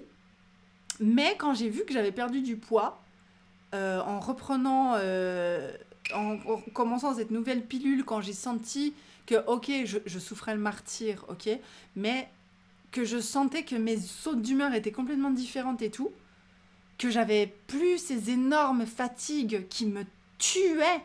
Quand je vous dis que ça me tuait, ça me défonçait ma journée, je traînais des pieds, j'étais hyper nerveuse, j'étais limite pas sympa, tu vois. J'étais pas sympa avec Momo. Franchement, un jour, je lui ai crié dessus. Parce que, je pense que je l'ai dit, j'essayais juste d'aller aux toilettes et je lui avais demandé elle était dans la salle de bain là, elle devait se changer ses vêtements et je lui avais donné du coup des vêtements de rechange et j'ai été aux toilettes. De l'autre côté, j'avais vraiment mal au ventre à cause de mes règles, je souffrais le martyre, j'étais dans un état de fatigue, vous n'avez pas idée. Je perdais des gros morceaux de sang dégueulasses qui faisaient cloche dans la toilette, j'en pouvais plus, je les sentais passer à travers mes entrailles tellement j'avais mal. Et je vous dis pas la fatigue et l'irritation dans mon corps, j'étais drainée. Et du coup, vraiment, moi j'étais comme ça. Hein. Je disais à Momo, tiens tes vêtements, tiens tes trucs, je vais aux toilettes, je reviens. Et en fait, pendant que j'étais en train de souffrir le martyre sur la toilette, elle est venue à poil. Elle est venue à poil dans ma toilette et j'ai pété un câble, j'étais super fâchée parce que je voulais pas qu'elle... Déjà, c'était l'époque où je voulais pas qu'elle traverse le couloir toute seule parce qu'il y a le balcon et qu'il y a l'escalier. Mais en plus, elle était à poil, la pauvre. Tu vois, alors que je lui avais donné ses vêtements. Et j'ai fait, pourquoi t'as pas mis tes vêtements ? Pourquoi t'as besoin de venir alors que je suis sur la toilette ? Tu sais pas attendre 5 minutes ? J'ai dû dire un truc comme ça a duré 2 secondes. Hein. J'ai pas hurlé sur elle pendant 3 heures. Mais moi-même, ça m'a hyper fort choquée de me dire que j'ai crié sur elle, quoi. Franchement, parce que c'est vraiment pas un truc que je fais, je crie pas sur elle. Mais c'est comme ça que tu sais qu'il y a vraiment un problème, quoi. J'étais là genre, oh putain, il y a vraiment un problème. Il y avait des fois, je devais demander à Mochi de s'occuper de Momo. Et moi, je voulais rester toute seule. C'est pour vous dire à quel point, parce que je voulais pas crier sur Mochi, je voulais pas m'énerver sur Momo, je voulais pas être désagréable avec les gens, je m'enfermais, hein. Cette pilule, elle m'a complètement changée. Et quand j'ai vu que j'étais plus comme ça, que j'avais plus cette fatigue, j'ai une fatigue énorme, des sautes d'humeur avant les règles horribles. Ça, c'était avant ma myosectomie. Tu t'es senti mal, mais tu sais que c'est pas de ta faute. Bah, je me suis excusée directement après, évidemment. Je me suis rendu compte directement que c'était pas cool, tu vois. Si j'avais su, j'aurais pu m'épargner. Les implants, ma mère peut faire ça, ce genre de symptômes. Depuis que je les ai enlevés, j'ai quasi plus de symptômes. Si j'avais su, ça m'aurait épargné 7 ans de maladie. Ah ouais ? C'est quoi ta pilule ? Je vais la chercher. J'arrive. Mais non, après, évidemment, moi, je me suis excusée directement. Elle l'a pas non plus quand je me suis énervée, quand j'ai crié. Mais j'ai vraiment crié fort, hein. Parce que, en fait, j'étais aux toilettes et je l'ai entendu rentrer dans la salle de bain. Et j'ai fait « Maman ! Tu sais pas me laisser aux toilettes 2 minutes, il faut que tu t'habilles !» Ou je sais plus ce que j'ai dit, tu vois. Mais après, je me suis excusée. Et directement après, elle est partie. Elle a pas pleuré, elle a pas... Tu sais pourquoi ? Je vais vous expliquer un truc. Et ça, c'est aussi un truc... Bon, ça, c'est des trucs de maternité et tout, tu vois, c'est pas la même chose, mais bon. C'est qu'aussi, mon énervement ne signifie jamais pour elle qu'elle va être punie. Parce qu'on la punit pas. Et mon énervement, tu sais, si je suis en colère ou si elle a fait quelque chose de mal ou quoi, de mal, enfin, il faut vraiment y aller avant qu'elle fasse un truc de mal, elle sait que ça n'aura pas d'impact sur elle, tu vois. Là, en l'occurrence, j'ai crié un coup, ça a duré 2 secondes, mais elle est partie, elle s'est habillée, tu vois ce que je veux dire ? Mais elle sait que ça veut pas dire que je vais l'enfermer dans sa chambre. Elle sait que ça veut pas dire qu'elle aura pas de dessert. Elle sait que ça veut pas dire que je vais être méchante avec elle toute la journée. Elle sait juste que j'ai été énervée sur le moment. Et c'est tout. Et après, je suis venue et je suis désolée, j'aurais pas dû crier et tout. Et après, j'ai dit à Mochi de s'occuper d'elle parce que moi, je pouvais pas. Bref. Du coup, la pilule, c'est un cassia. Ça s'appelle. Voilà, et du coup j'ai commencé cette pilule qui est sans progestérone ou je sais plus comment on parle là. On me trouve bizarre de manger une fois par jour alors que je ne ressens pas le besoin de manger plus, ça ne m'empêche pas d'être en forme et de faire du sport, je comprends pas pourquoi ce qui est naturel est considéré comme bizarre parce que c'était exactement trop bizarre franchement. Mais du coup, tu vois, donc ce que je veux dire c'est que là, je me suis dit ok, enfin dès que j'ai commencé à prendre la pilule, j'ai commencé à perdre du poids. De 1 et je perdais un tout petit peu mais genre naturellement parce que bah, je mangeais le truc c'est que je savais déjà avec mon médicament que je pouvais pas manger de mon médicament pour mon sang hein, cette fois pour mon embolie pulmonaire que je pouvais pas manger de brocoli de salade ce qui était un peu pas les brocolis mais la salade c'était un peu mon alimentation de base depuis des mois et du coup je mangeais normalement mais je me disais je vais manger un petit peu moins je vais profiter du fait que je vois que en fait mes changements, si je mange un peu moins, bah ça fonctionne, tu vois. Donc je vais manger un peu moins, je vais faire un peu attention et tout. Sauf que, et donc ça là, je perdais un petit peu de poids et j'étais là, bah voilà, tu vois, c'était la solution. Vraiment la preuve ultime en fait. Bonne nuit. La preuve ultime en fait que, bah que oui, c'était pas de ma faute en fait. Super important, je vais répéter ça un million de fois, tu vois. Et ce qui s'est passé ensuite, c'est que j'ai dû commencer à faire des tests de mon sang avec la prise de médicaments et qu'en fait les tests se sont pas bien passés. Et c'est là que ça se gâte parce qu'en gros, en fait c'est des tests qui doivent mesurer si mon sang circule bien ou pas en fonction de mon médicament. Donc ça mesure le taux de médicaments dans mon sang ou je sais pas quoi. Et le problème avec ce médicament, c'est que tu as plein d'aliments qui annulent l'effet de ce médicament. Donc si je mange par exemple des brocolis ou de la salade, ça annule le fait que j'ai pris mon médicament. Donc mon sang, comme mon sang naturellement, c'est génétique, il est très, très dur. C'est ça qui a fait le caillot de sang qui est allé se mettre dans mon poumon, qui m'a fait faire un infarctus là. Bah ça retourne très dur quand je prends des brocolis ou des trucs comme ça. Sauf que t'as des gens qui sont beaucoup plus sensibles que d'autres. T'as des gens, ils vont manger un peu de poulet, boum, les effets du médicament sont annulés. Tu vois ce que je veux dire? Alors que normalement, c'était vraiment juste la vitamine K, c'est-à-dire les légumes verts. Moi, je me disais tranquille, de toute façon, je peux manger plein d'autres choses, tu vois. Donc, en gros, je mangeais plein d'autres choses et je perdais quand même du poids. Sauf que les tests ne se sont pas bien passés du tout. Oui, je crois que j'ai fait de l'endométriose, oui. J'en ai fait, j'avais été diagnostiquée avant la grossesse et je crois, à mon avis, j'en ai refait après, mais je me suis pas fait diagnostiquer. J'avais un poids normal et maintenant je suis obèse. Attention au yo-yo. Et ouais, attention au yo-yo. Oui, mais dans l'heure de règle, oui. Il y a beaucoup d'aliments qui annulent les effets du médoc. Mais justement, c'est là que j'allais en venir. En fait, à chaque fois que je retournais chez eux, ils me disaient « Ah, mais du coup, tu manges du poulet ? Ah, mais du coup, le poulet, il faut arrêter, en fait. Ah, mais du coup, tu manges du fromage ? Ah, mais du coup, le fromage, en fait, il faut arrêter aussi. Ah, mais du coup, tu sais, les avocats et tout, c'est vert et tout, faudrait peut-être arrêter aussi. » Et ainsi de suite. Franchement, des trucs à la con que... Vraiment, ils ont commencé, et à chaque fois que je retournais, ils n'arrivaient pas à avoir mes chiffres. Et ça, c'est devenu très difficile parce que mon corps, le pamplemousse, je peux pas, genre. Je peux archi pas le pamplemousse. Il y a plein de trucs. Genre, je peux avoir du citron, mais je peux pas avoir l'autre truc du citron, là, le lime. Je peux pas avoir de lime. Et il y a plein de trucs. Et en fait, mon corps, il est hyper sensible à... Il réagit super fort apparemment. Il suffit que j'ai mangé une pizza avec un petit peu de pesto la veille, mon test va être mauvais quoi. Et du coup c'était vraiment difficile. Et ils ont commencé à supprimer plein de trucs et je me suis retrouvée sincèrement à plus avoir envie de manger en fait. Ça c'est vrai. Genre, mange de l'eau et encore pas trop de minéraux dedans. Mais c'est ça quoi. Mais vraiment, même ma soeur elle disait mais c'est pas normal, c'est exagéré. Donc j'avais déjà perdu 2-3 kilos tu vois d'ici là.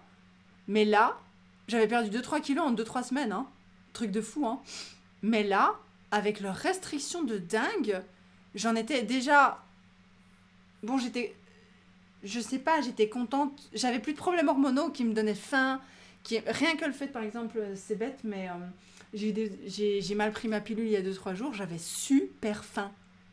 Genre, ça faisait hyper longtemps que j'avais pas eu aussi faim. Sauf que mon estomac, il a rétréci. Et j'arrivais pas à manger ce que je voulais alors que j'avais faim. Tu vois, et j'avais le ventre tout tiré, la peau du ventre tout tirée, j'avais mal. Et j'étais là, bon, bah, je peux pas mettre plus dans mon corps que ça, tant pis, tu vois. Et j'en suis vraiment arrivée, sinon, ça mis à part, les hormones mis à part, à un stade où je me disais, bah, en fait, manger, pour moi, maintenant, c'est même aller au resto, hein. Je peux pas manger d'ail, va au restaurant, sans pouvoir manger d'ail, s'il te plaît. Va au restaurant alors que tu peux pas manger de l'ail, en fait. Je peux pas avoir d'ail, je peux pas avoir de basilic, je peux pas avoir de persil, va au restaurant. Ok? Et puis on en reparle. Je peux pas avoir de fromage, va manger une pizza. Ok? Je peux pas avoir de protéines, va manger du poulet. Un peu, voilà, des œufs, du poulet, tout ça. Je peux pas avoir de légumes verts. En gros, il me reste quoi? Tu vois, vraiment, pendant un moment donné, au début, à chaque fois qu'ils enlevaient des aliments, j'étais en mode, mais il me reste quoi à manger, en fait? Et finalement, parce que j'avais peur, par peur, j'étais terrorisée. C'était vraiment 2-3 semaines après je fais de la thrombophilie et j'ai eu une double embolie pulmonaire. C'était vraiment 2-3 semaines après que j'ai failli crever à l'hôpital, là. J'étais traumatisée. Vous vous rendez compte, ce genre de traumatisme, enfin, t'as failli crever, t'as souffert le martyre pendant 2 semaines et on te dit que si tu manges tel ou tel type d'aliment, bah, le médicament qui est en train d'enlever la source de toutes tes souffrances et d'enlever le risque que ça se reproduise, fonctionne pas. Mais t'imagines ce qui s'est passé dans ma tête? Mais j'ai pété un câble, en fait. En gros, ils m'ont pas donné d'alternative, je peux même pas prendre des vitamines et tout à part parce qu'on sait pas exactement ce qu'il y a dedans. Et là, ça a été vraiment très très compliqué pendant plusieurs semaines parce que j'étais paranoïaque de la nourriture. En fait, j'ai commencé à développer une peur de la nourriture. Genre, j'avais peur de manger. Si c'était pas une tranche de pain avec du beurre, je ne mangeais pas. Si j'allais au restaurant et que je soupçonnais qu'il y avait un peu de basilic ou un peu d'ail ou un peu de persil, je ne mangeais pas. Je m'en fous, je mangeais pas. Je préfère rien manger que de m'imaginer que j'allais revivre l'enfer que j'avais vécu. Vraiment, quand je dis le mot enfer, c'est vraiment comme ça que je l'ai vécu. Hein. Je suis claustrophobe de base. Imaginez n'importe qui hein, même, mais imaginez ce que j'ai ressenti quand je me suis retrouvée à ne pas savoir respirer, quoi. Comme ça. J'étais comme ça. Je me suis vue crever, quoi. Mohi était en panique. En panique. Il a pleuré, hein. Je l'ai jamais vu pleurer comme ça parce que j'étais pas très bien, tu vois. La seule fois où je l'avais vu pleurer, c'était le jour de la naissance de Momo et c'était encore positif, tu vois. Mais là, vraiment, c'était l'enfer. Et pour rien au monde, je veux encore maintenant prendre le risque de revivre ce que j'ai vécu, quoi. Et du coup, grosse période de parano. Mohi, super gentil, à faire super attention pour moi, à toujours chercher des restaurants où peut y avoir des trucs pour moi, à calculer le nombre de protéines pour moi que je pouvais prendre, hein. Il calculait le nombre de sushis que je pouvais manger pour que moi, je sois rassurée. Il calculait le nombre de protéines dans le poisson. Tu te rends compte, j'en étais là, quoi. Et c'était ça. Et en fait, peur de la nourriture, peur de manger. Et c'est là que mon poids a beaucoup, beaucoup baissé parce qu'en fait, c'est pas que je mangeais pas, c'est que j'avais perdu le plaisir de manger. Et encore maintenant, je n'ai aucun plaisir avec la nourriture. Aucun. Et c'est là que ça devient triste. Je ne suis pas obsédée par la nourriture. Je ne suis pas obsédée par mon poids. Je ne suis pas en mode oh, putain, je ne vais pas manger parce qu'il faut que je perde du poids. Tu vois, c'était pas ça. C'est je ne vais pas manger parce que j'ai peur de crever. Et c'est pas genre oh putain, j'ai trop envie de manger. C'est même plus ça en fait. Mon regard sur la nourriture a complètement changé. Genre la nourriture pour moi, c'est juste un truc que j'utilise pour rester debout en fait. C'est un peu comme du carburant. C'est un peu comme si je faisais mon plein d'essence quand je mange. Je sais que c'est important, je le fais, je fais mon plein d'essence, mais je suis pas en mode putain, j'ai fait mon plein d'essence, trop bien, et je suis pas en mode ah, j'ai fait mon plein d'essence, tu vois. Pommes de terre avec du fromage râpé, une baguette. Ouais. Ouais, ça c'est le genre de truc que je pourrais manger. Ouais, l'angoisse. En gros, ils t'ont pas vraiment d'indication à ce que tu pouvais manger, c'est ahurissant. Non, ils en ont rien à foutre. Franchement, ils en ont rien à foutre. Et après, ils me disent ah madame, vous avez mangé quoi hier? Et puis je dis bah, je sais pas, j'étais au resto, c'était notre anniversaire de mariage.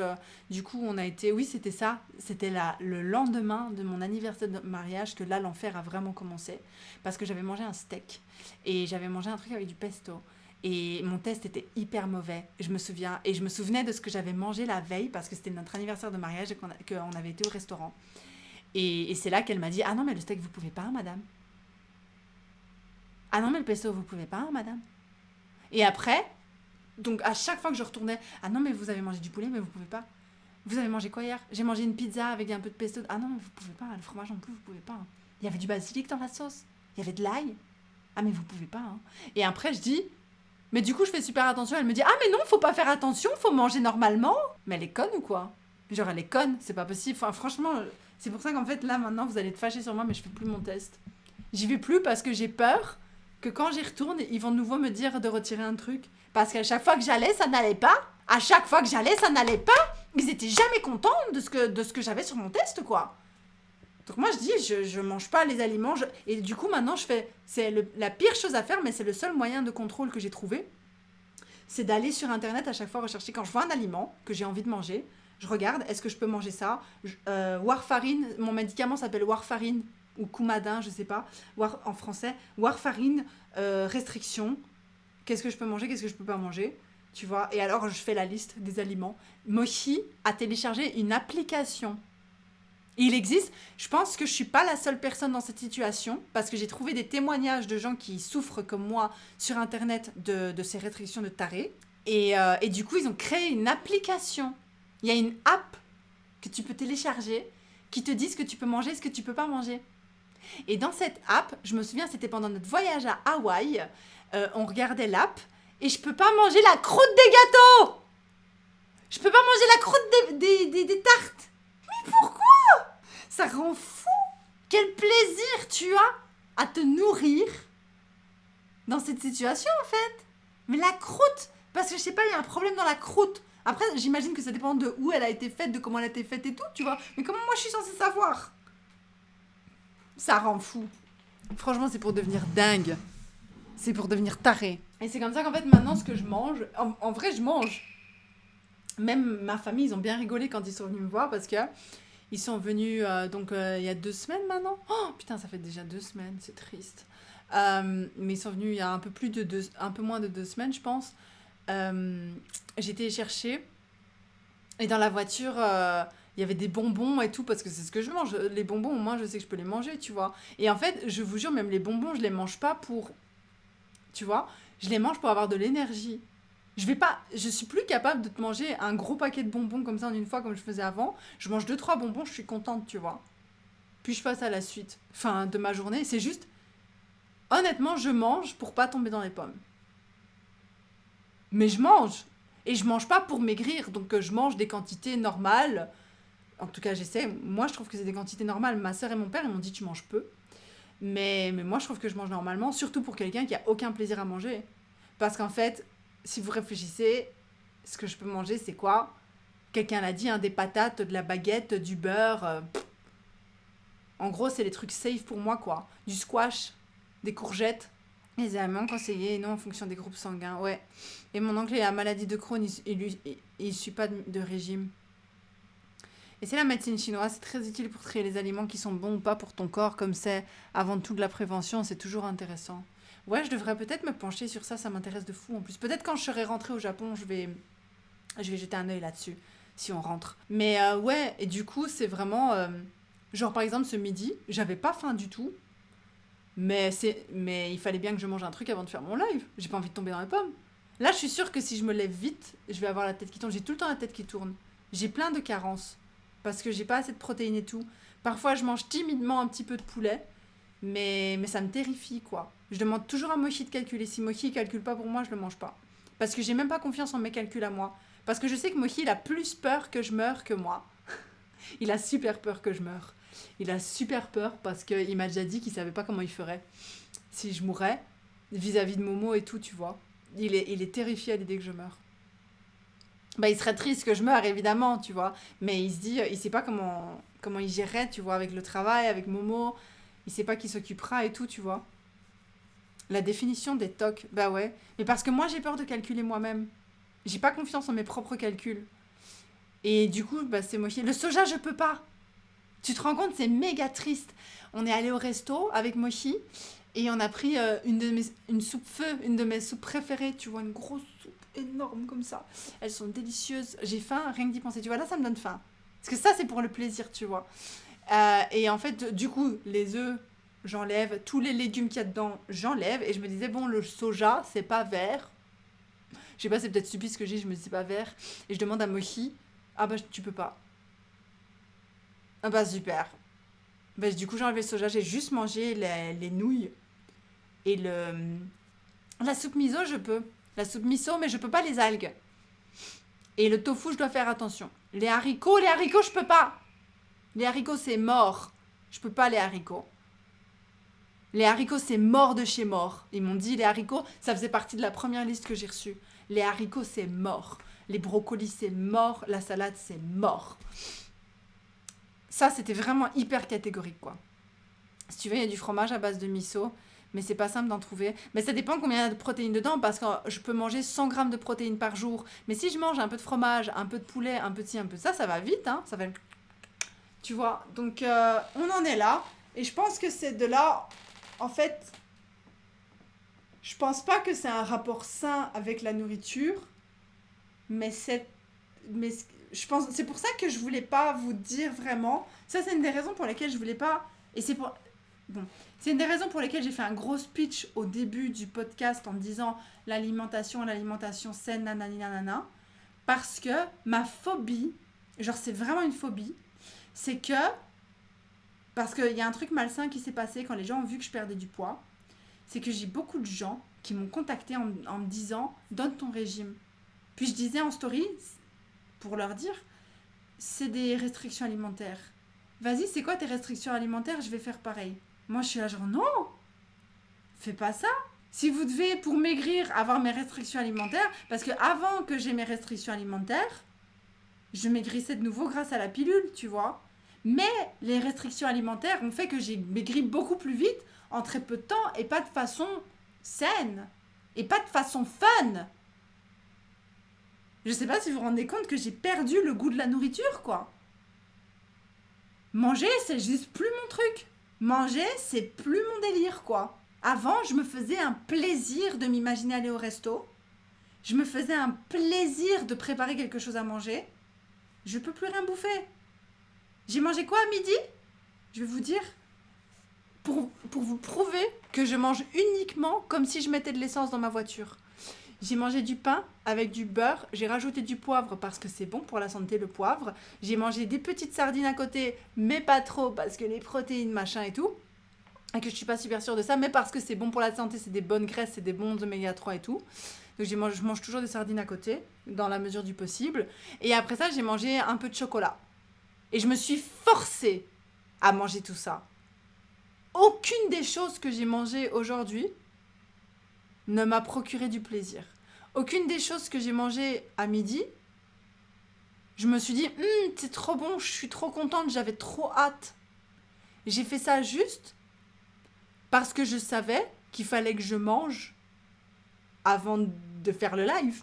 Sinon après, il allait être tard et j'allais avoir faim pendant le live, peut-être, je sais pas. Parfois, j'ai pas faim. Mais t'as droit à quoi au final? Bah ça, du pain avec du beurre, des pâtes sans rien, des pâtes juste avec de la sauce tomate, mais pas de la sauce tomate avec de l'ail, du basilic et tout, tu vois. Donc c'est pas mon délire non plus parce que c'est même pas spécialement bon. Donc moi ce que je fais, c'est que je mets un peu de fromage et du poivre sur mes pâtes. Et ça c'est bien parce que j'aime bien le goût encore, c'est pas mal. Et ça nourrit, donc c'est bien. Et salut, désolé, je débarque un peu, mais ces restrictions, c'est parce que t'es obligé dû à une condition particulière. Ouais, j'ai de la thrombophilie et j'ai fait une double embolie pulmonaire et je suis sous médicament. Et en fait, c'est juste ce médicament, en fait. Régime étudiant, et quelqu'un qui dit. Ouais, donc voilà. C'est pour ça que je voulais pas vous dire directement et c'est pour ça que je mets cette partie-là à la toute fin du podcast parce que je veux pas que les gens se disent « Ah, c'est bon, bah je vais juste faire ça, en fait. » Parce que ça ne marchera pas. Parce que s'il vous faut ça pour maigrir, c'est que ça part pas du bon endroit. Parce que je persiste et signe, j'ai commencé à maigrir déjà avant, juste en prenant la pilule et juste en trouvant une solution à mes problèmes, en fait. Mes problèmes de santé. J'ai un ex qui a fait des tests chez un médecin chinois en Irlande. Il en ressort avec une liste énorme et très complète d'aliments conseillés et d'autres à éviter. Mais malheureusement, j'en sais pas plus. Il faut sans doute voir plusieurs médecins et faire attention à ne pas se faire arnaquer. Mais bon, ça peut valoir le coup. Non, ça peut valoir le coup de fou. Et du coup, avec la maladie que j'ai, c'est pas que je dois faire du sport, c'est que je dois faire de la rééducation. Je dois faire de la cardio. C'est pas la maladie qui fait ça. C'est parce que j'ai fait un infart du poumon et que du coup mon poumon il est un peu mort. Et comme il est un peu mort, je dois réentraîner mon corps pour que mon poumon il fonctionne bien, pour que je sois pas tout le temps essoufflée. Du coup tous les jours je marche pendant 30 minutes. Je marche assez vite hein, mais ça c'est mon sport quoi. Moi je considère que c'est du sport. Ça, c'est mon sport de la journée. C'était sûr que les hormones ont joué de fou sur toi physiquement et mentalement. Les hormones ont joué de fou physiquement et mentalement. Si j'avais pas changé ma pilule dans le même timing où j'ai eu les restrictions alimentaires, je sais pas ce que j'aurais fait. J'aurais pété un câble. Vraiment. C'est bien triste, je ne pourrais jamais vivre ainsi, même si je ne suis pas un très gros mangeur. Mais après, j'ose espérer que c'est pas pour toujours et j'ose espérer que bientôt on va m'enlever mon médicament. Le problème, c'est que j'ose pas aller chez le docteur parce que j'ai peur qu'ils me disent que je dois prendre que je dois prendre ce médicament et que je dois faire d'autres restrictions alimentaires. Tu vois ce que je veux dire? Donc c'est pour ça que j'aime pas vous dire quand vous me dites c'est quoi ton régime et tout, mais il y a pas de régime. Pour moi, régime, c'est tu manges un peu moins quoi. Les trucs que tu peux remplacer. Qui n'étaient pas très bons pour la santé, tu les remplaces, au lieu de boire du coca tous les midis, peut-être boire de l'eau, ça changerait, parce que moi je me souviens vraiment à l'époque, avant d'avoir tous ces problèmes hormonaux et tout, je me souviens une fois, donc j'étais à 60 kilos, enfin là je suis au poids que j'avais quand j'avais 18 ans, tu vois. Et en fait, j'avais quelqu'un qui m'apportait tous les jours un truc qui s'appelle des miroirs, c'est des pâtisseries, hein. Et j'adorais ces pâtisseries-là, mais tous les jours, en un coup, ça s'est fait. Et j'en mangeais tous les jours du coup. Sauf que je me suis rendu compte que j'avais pris 3 kilos après 2-3 mois. Tu vois? J'avais pris 3 kilos et j'étais sûre que c'était les miroirs. Parce qu'il n'y avait que ça que j'avais pris en plus et j'avais pas de problème hormonaux ou quoi. Et j'ai arrêté de manger les miroirs et j'ai perdu les 3 kilos. Pour moi, ça, c'est quand ton corps, il fonctionne. Tu vois ce que je veux dire? Si votre corps ne fonctionne pas comme ça, je pense qu'il faut chercher la cause. Il faut pas, ça doit pas être une souffrance de perdre du poids. Et du coup voilà, pour moi, ma vie ça avait toujours été ça quoi, avant tous ces problèmes hormonaux, tous ces problèmes maintenant d'alimentation, mais le fait que mon corps réagisse comme ça à mes restrictions alimentaires, c'est aussi la preuve que d'un point de vue hormonal, ça fonctionne, les choses sont en place. Tu vois ce que je veux dire? Et en plus de ça, et ça, c'est un truc que... Ça, je voulais en revenir par rapport au truc de forcer les enfants à manger et tout. C'est trop drôle parce qu'après, on était au resto, je pense, le dernier jour avant qu'ils rentrent. Je les avais ramenés à Atlanta en voiture. Et on s'était arrêté sur la route pour manger au IHOP International House of Pancake, ok? Et au IHOP, du coup, je me suis pris un truc à manger. Ma soeur, elle s'est pris un truc à manger. Mon père, il s'est pris un truc à manger. Et moi, je mange. Puis à un moment donné, j'ai plus envie de manger. J'ai assez. Déjà que ma nourriture, elle est un peu chiante. J'avais pris des mozzarella sticks, tu vois. Mozzarella sticks, c'est des... Mozart élastique. C'est drôle. Des mozzarella sticks. Quand je le dis à haute voix, c'est la première fois que je le dis à haute voix. Mozzarella sticks. Des mozzarella sticks. Des sticks de mozzarella. Ok? Comme des fish sticks. Sticks de mozzarella. Ok? Donc c'est de la mozzarella, c'est du grilled cheese en fait, si tu veux. Et déjà, le cheese, je peux pas en manger trop, le fromage. Mais du coup, moi, je me sers, je prends la sauce, tap, tap, tap, tap, tap, tu vois. Et j'en avais, je pense, une dizaine. Et après, je crois, 6 ou 7. J'ai pas calculé, je sais même pas. Mais j'ai arrêté, tu vois. Et ils étaient choqués. Et je me souviens, mon père, il m'a regardé et il a dit moi, je peux pas faire ça, laisser des trucs dans mon assiette. Et j'ai rien dit sur le moment, mais moi, j'ai beaucoup plus facile à laisser une assiette pas vidée depuis que j'ai Momo, parce que je me suis rendu compte que vider son assiette, c'est pas un truc naturel et qu'on le fait pour une raison qui n'est absolument pas naturelle, mais qui est valable, qui est le gaspillage. On le fait au nom du gaspillage, on le fait au nom de l'argent que ça a coûté, mais ça, c'est des causes sociétales. On est d'accord, c'est pas naturel. Si on n'avait pas tout ça en tête, ça serait pas un problème de laisser une assiette pas vidée, tu vois. Et depuis que j'ai Momo, j'écoute mon corps, vraiment, même avant que j'ai l'embolie pulmonaire et tout. Et si j'ai plus faim, si j'ai pas envie, je ne mange pas. Et si j'ai envie, je mange. Si j'avais envie de tout manger, j'aurais tout mangé, tu vois. Donc je pense que c'est tout ensemble qui a fait que j'ai perdu du poids, pas uniquement mes restrictions alimentaires. C'est là, c'est la conclusion sur ma perte du poids.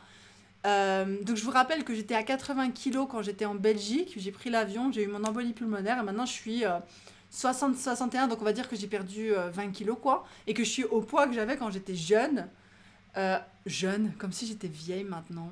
Bref, au poids que j'avais quand j'avais 18 ans et qu'on me disait que je devais maigrir, hein, alors que maintenant on me dit oh là là, t'as maigri, est-ce que ça va? Alors que je suis objectivement, vous n'avez pas à vous inquiéter pour moi, parce que je suis à un poids absolument normal. Je suis à un poids hyper normal. Je ne me laisserai pas aller à un poids qui devient anormal. Il est hors de question. Hors de question, pas avec la vie que j'ai eue. Pas avec, en ayant grandi avec quelqu'un d'anorexique de très proche de moi dans ma famille, et en ayant une petite fille de 4 ans, c'est mort. Jamais. Jamais je me laisserai aller dans un poids en dessous du poids qui est considéré comme normal pour sain. Normal, c'est un vilain mot, hein. Sain pour ma taille, mon poids, machin et tout, tu vois. Le souci, c'est que les médecins ne le comprennent pas. J'avais pris 10 kilos en 2 semaines parce que les médecins me forçaient à manger 3 repas par jour alors que j'avais absolument plus faim. C'est fou, quoi. C'est complètement dingue. Le médecin traitant avec antidépresseurs légers, ça m'aide. Je pourrais dire ça, mes parents morts de rire. Ils ont une vision de riche de laisser la nourriture non finie. Pour eux, c'est une vision de riche. C'est fou parce que ça veut rien dire, quoi, quand tu réfléchis. Si tu as une vision humaine des choses, c'est tout à fait normal de laisser des choses dans son assiette, quoi. Oui, c'est beaucoup ce que j'ai perdu. J'ai perdu beaucoup, mais attention, je vais bien insister sur ça. Et ça, je pense que c'est le moment le plus important de tout le podcast et ce sera la conclusion, qu'on soit bien d'accord. Il faut bien que vous compreniez qu'il y a eu plusieurs étapes. Que c'est pas quelque chose qui s'est fait du jour au lendemain parce que j'ai décidé que ça se ferait. La première étape a été d'apprendre à comprendre le corps et l'humain et tout ce questionnement que j'ai fait, notamment en écrivant mon livre aussi, ou tous ces questionnements qui viennent dans mon livre. C'est très lié, hein. Tout est lié, tu vois. Mais les questionnements de tout ce qui est naturel finalement pour nous, de tout ce qui n'est pas qu'est-ce qui reste humain par rapport à la société, parce que moi un truc qui me fait rire, mais ça peut être un autre débat que je compte blinder aborder dans le prochain tome de mon livre. Si vous aimez bien ce livre-là, j'écrirai un tome 2 et ce sera dans le tome 2. Mais dans le tome 2, du coup, je compte vraiment parler de finalement, à chaque fois que je dis oui, le monde sans la société, les gens disent non mais les humains sont intrinsèquement liés à la société. Mais il n'y a rien d'humain dans la société. Donc, qu'est-ce qui est humain? Tu vois ce que je veux dire? Les gens ont toujours l'argument de dire les humains ont toujours vécu en société. Ça, c'est un autre débat. Et je sais ce que vous allez répondre. Vous allez dire, bah oui, c'est vrai, il y avait ça à l'époque et tout. Non, j'ai une autre théorie sur ça. Mais on va en parler. C'est fait par les humains. Mais c'est pas vrai. Pour moi, les pneus aussi. C'est fait par les humains, les pneus aussi. Mais oui, mais bon, on en est arrivé à un stade, je veux dire, je peux pas commencer le débat là maintenant, mais que en fait, la société n'est pas designée de façon humaine pour nous, alors que c'est les humains qui l'ont designé, on est d'accord, mais c'est pas toi et c'est pas moi. Ça, il faut que ce soit très clair aussi, hein, c'est pas nous. Je pense que nous, si c'était juste toi et moi, On n'aurait jamais fait les choses comme ça. La société a été designée de façon complètement inhumaine pour servir à des gens qui sont au-dessus, pas pour nous. Même si elle nous sert d'une certaine mesure. Surtout pas designée pour les femmes, ça c'est certain. Surtout pas designée pour les enfants non plus, hein. On est d'accord. Hein. Donc bref, avec Momo, grâce à sa naissance, grâce à vous, j'ai développé plein de trucs dans mon cerveau par rapport à la société. J'ai commencé à me poser plein de questions et à remettre en question toutes les choses que je pensais être acquises, notamment l'alimentation. Et ça a été un des premiers aspects du truc. J'avais de gros problèmes hormonaux à l'époque dont je n'étais pas consciente. Je savais que j'allais mal, mais je ne savais pas pourquoi, je ne savais pas d'où ça venait. Mais j'avais déjà pris l'habitude de respecter mon corps et de pas dire « Ah, il est 6h du matin, il faut manger le petit déjeuner. Ah, mais non, on mange pas avant midi après. Hein. » J'avais complètement effacé ça de mon mode de vie, en fait. Complètement déjà. Donc ça, c'est la première étape. Je vous dis pas de le faire. Je vous dis juste que moi, c'était ma façon de voir les choses, ça l'est encore aujourd'hui. Et c'était le premier stade de mon évolution en tant que personne, de mon évolution dans mon corps en fonction de mon poids. Et mon poids, qui n'est pas un objectif en soi. C'est très important aussi que vous reteniez que mon poids n'a jamais été un objectif en soi. Et après ça, problèmes hormonaux et tout, j'ai essayé de manger un peu moins, parce que pour moi le principe, ça avait toujours été de manger un peu moins, ou de changer 2-3 trucs qui étaient trop caloriques dans mon alimentation, et je maigrissais, comme par magie. Ce qui semble en fait tout à fait logique. Hein. C'est tout à fait logique. C'est un peu comme les voitures. Ok ? Vous allez dire, mais Zoé, de quoi tu parles ? Les voitures. Vous avez déjà... Moi, un jour, j'étais en voiture et je me suis rendu compte d'un truc de dingue, ok ? C'est stupide ce que je vais dire. Stupide ! Mais il faut le dire. T'as 2 voitures. T'en as une qui roule, on va dire... Moi, je sais pas dire les kilomètres français, donc on va dire... T'en as une qui roule à 80 miles. Ok, c'est celle-là. Et t'en as une qui roule à 60 miles. C'est celle-là. Donc ça fait comme ça, tu vois. Elles avancent toutes les deux, mais t'en as une qui avance plus vite que l'autre. Mais même si celle-là, elle se met à 80 miles maintenant, elle a déjà du retard. Donc en fait, elles vont juste avancer comme ça. Regardez, je vous montre encore. Elles vont juste avancer comme ça. Tu vois ce que je veux dire ? Alors qu'avant, quand elle était à 60 miles et celle-là à 80 miles, elles avançaient comme ça. Celle-là avançait un peu plus vite et celle-là avançait quand même, mais celle-là avançait plus vite. Tu comprends ce que je veux dire ? Ça a du sens ou pas ce que je dis ? Et moi, j'ai ce même rapport avec la bouffe.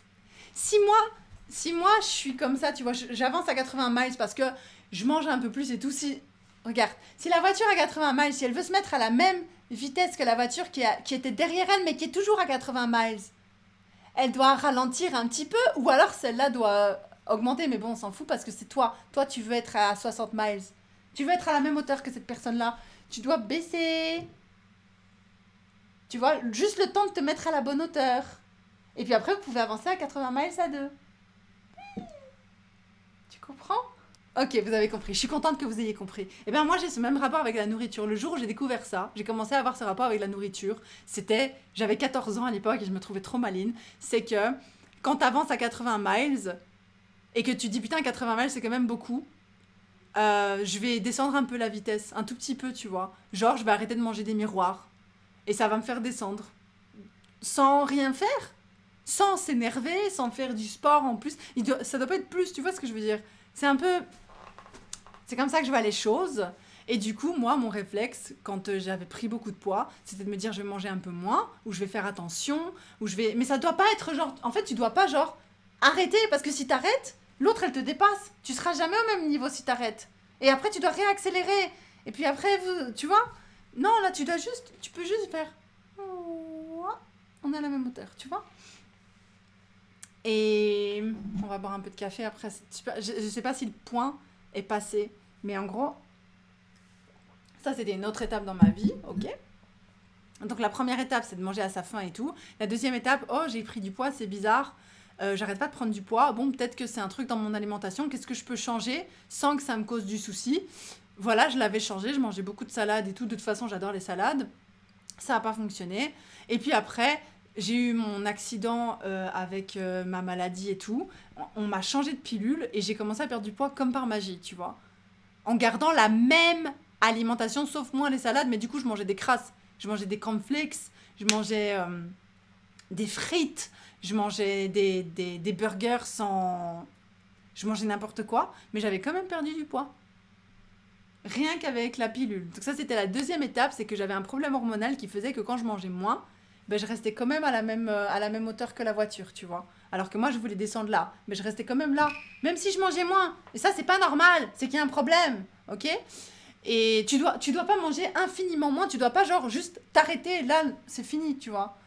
Et, euh, et après ça, j'ai eu les grosses restrictions alimentaires qui ont fait que j'ai vachement perdu plaisir à manger, qui ont fait que j'ai plus trop envie. Et là, ça a baissé beaucoup plus. Donc, ce que j'essaye de vous dire, c'est que vous ne devez pas juste suivre les restrictions alimentaires que j'ai eues. Ça ne sert à rien.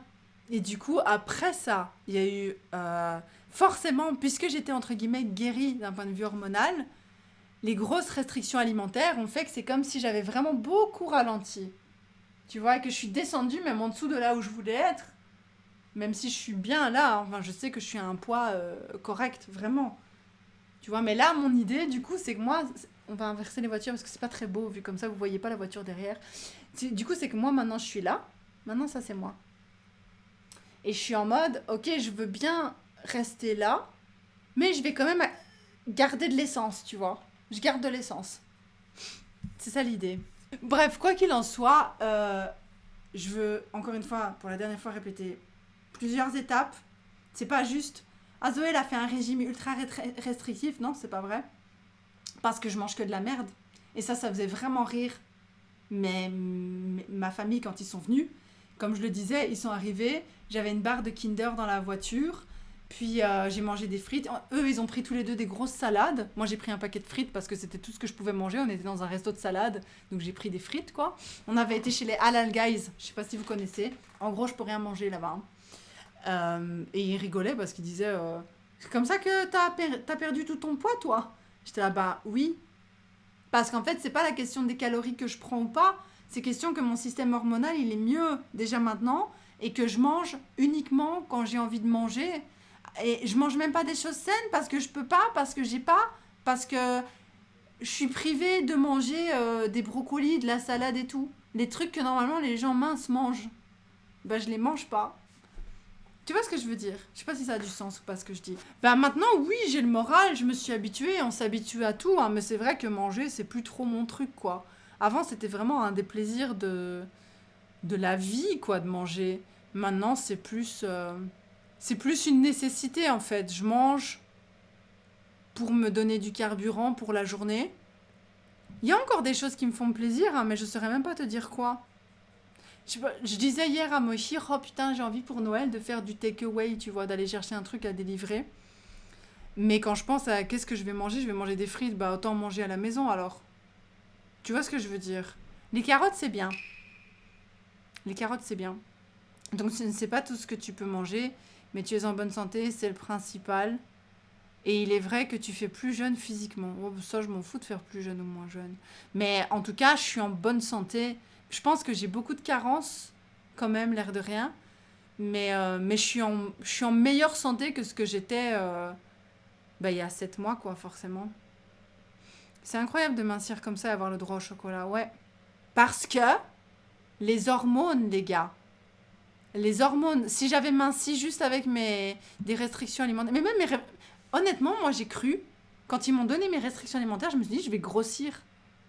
Parce que j'avais pas encore fait le lien entre ma pilule et le fait que je perdais du poids. Plus naturellement, tu vois. Donc vraiment, j'ai cru que j'allais grossir. Et en fait, j'ai maigri. Parce qu'en fait, je mange à ma faim, je mange quand j'en ai envie, et je peux pas manger exactement tout ce que j'ai envie, mais comme je mange du pain, je mange, tu vois, et je suis pas dans les excès, quoi. Est-ce que tu crois à la graisse émotionnelle, un surpoids, pas forcément de l'alimentation, mais plutôt une barrière contre les situations extérieures pour te protéger? Je ne sais pas si je l'ai bien expliqué, mais j'espère que tu pourras comprendre l'idée. Ouais, j'y crois de fou. Moi, je crois super fort. Et c'est pour ça que je trouve qu'il faut pas faire chier les gens qui sont en surpoids ou les gens qui sont même obèses. Tu peux pas leur... Enfin, ils savent qu'ils sont obèses. Ils savent qu'ils sont en surpoids. Les gens qui sont maigres, ils savent qu'ils sont maigres. Ils n'ont pas besoin que tu leur dises. Tu vois ce que je veux dire? Mais il faut pas faire chier parce que je suis sûre que le corps a un énorme impact sur tout. Par exemple, moi, de stress, je perds ma voix. J'ai été diagnostiquée, hein, les gars. Quand je suis stressée, ça fait depuis 1 an et demi, quand je suis stressée, je n'ai plus de voix, quoi. Un truc de fou. Et là, du coup, je vous ai dit, j'ai mal pris ma pilule, donc j'ai mal au sein, j'ai un peu mal au ventre et tout aujourd'hui. Et j'étais plus en poids, parce que je suis bourrée d'eau maintenant. Enfin, je le vois pas, je me suis pas pesée, mais si je regarde dans le miroir, je vois que je suis plus gonflée, tu vois, que ce que je serais sûrement dans 2-3 jours, ou que ce que j'étais hier. Genre mon visage, vous voyez pas cette petite nuance, mais mon visage est plus gonflé et tout, tu vois. Ça fait beaucoup, non? Si, moi j'y crois de fou. Les hormones, ça peut vraiment te faire prendre du poids et perdre du poids, et tu le vois, les femmes, on sait le voir, en tout cas les personnes qui ont un vagin et un utérus et tout, on sait le voir rien qu'en se pesant pendant nos règles, avant nos règles et après nos règles. On a un poids complètement différent, même si on n'a rien changé à notre... Zoé, elle fait blood quand elle marche aujourd'hui, c'est sûr. Mais oui, mais tu sais, je le sens dans mes jambes et tout, hein, je le sens dans mes genoux, quoi. C'est flagrant. Donc c'est bien la preuve que nos hormones changent tout. Faut arrêter. Et moi, je suis la preuve vivante que les hormones changent absolument tout. C'est pour ça que c'est très important de trouver un moyen de les réguler ou de, tu sais, parce que malheureusement, moi j'aimerais bien, et c'est pour ça que je donne rien de dérégulateur. En tout cas, j'essaie avec Momo de dérégulateurs d'hormones et tout, je fais super attention et tout, avec Momo. Moi, je suis sûre que quand nous, on était petits, notre génération, on a pris cher, hein, on a pris plein de trucs de dérèglements hormonaux et tout. Moi, j'arrive même pas à croire que j'ai pris la pilule à 14 ans, quoi. J'arrive pas à y croire. J'avais 14 ans et j'ai pris la pilule, quoi. Et Piu m'expliquait l'autre jour que quand il avait 14 ans, on lui a donné aussi un médicament super fort pour réguler les hormones. Et j'ai ma meilleure amie américaine, elle avait 8 ans, elle était sous antidépresseur. Mais tu te rends compte, mais dans quel monde on vit, en fait? Momo, elle avait 1 an quelque chose, et ils ont essayé de me filer une crème aux hormones à mettre sur son vagin. Mais tu te rends compte? Heureusement, je ne l'ai pas mise, quoi. Je l'ai mis une fois, et puis j'ai dit non, ça me semble trop bizarre. Et j'ai arrêté. Mais du coup, j'essaie vraiment de faire attention avec les hormones et tout. Moi, je pense que pour nous, notre génération, c'est trop tard, on est complètement déréglés. Mais si on fait attention aux générations d'après, je pense que c'est possible. Je suis curieuse de voir comment vont se passer les règles de poids, quoi. Si elle va avoir très mal, si elle va... Je suis curieuse de voir.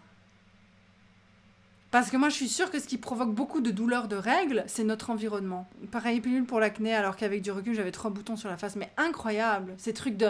Oh, mais j'ai un problème, hormones, oh, hormones à des enfants, donner des hormones à des enfants, mais c'est irréel. C'est l'environnement social, mais complètement. Syndrome... J'avais les ovaires polykystiques, j'avais, exactement. Avec la pilule. Et oui, j'ai eu ça. J'ai dû arrêter la pilule et ils ont voulu m'opérer et tout, mais finalement, je sais plus ce qui s'est passé après. Mais c'est parti, heureusement. On donne ça trop tôt. Allez, hormones, pour ci, pour ça, toujours. Nous, on est tous déréglés, c'est sûr. Tous, les garçons comme les filles. Mais j'ose espérer, Momo, je suis curieuse de voir vraiment. C'est hyper malsain, hyper malsain. Qu'est-ce qui m'a pris de prendre la pilule à 14 ans, quoi? J'aurais jamais dû. Oui, c'est bien, t'es une femme, prends la pilule maintenant.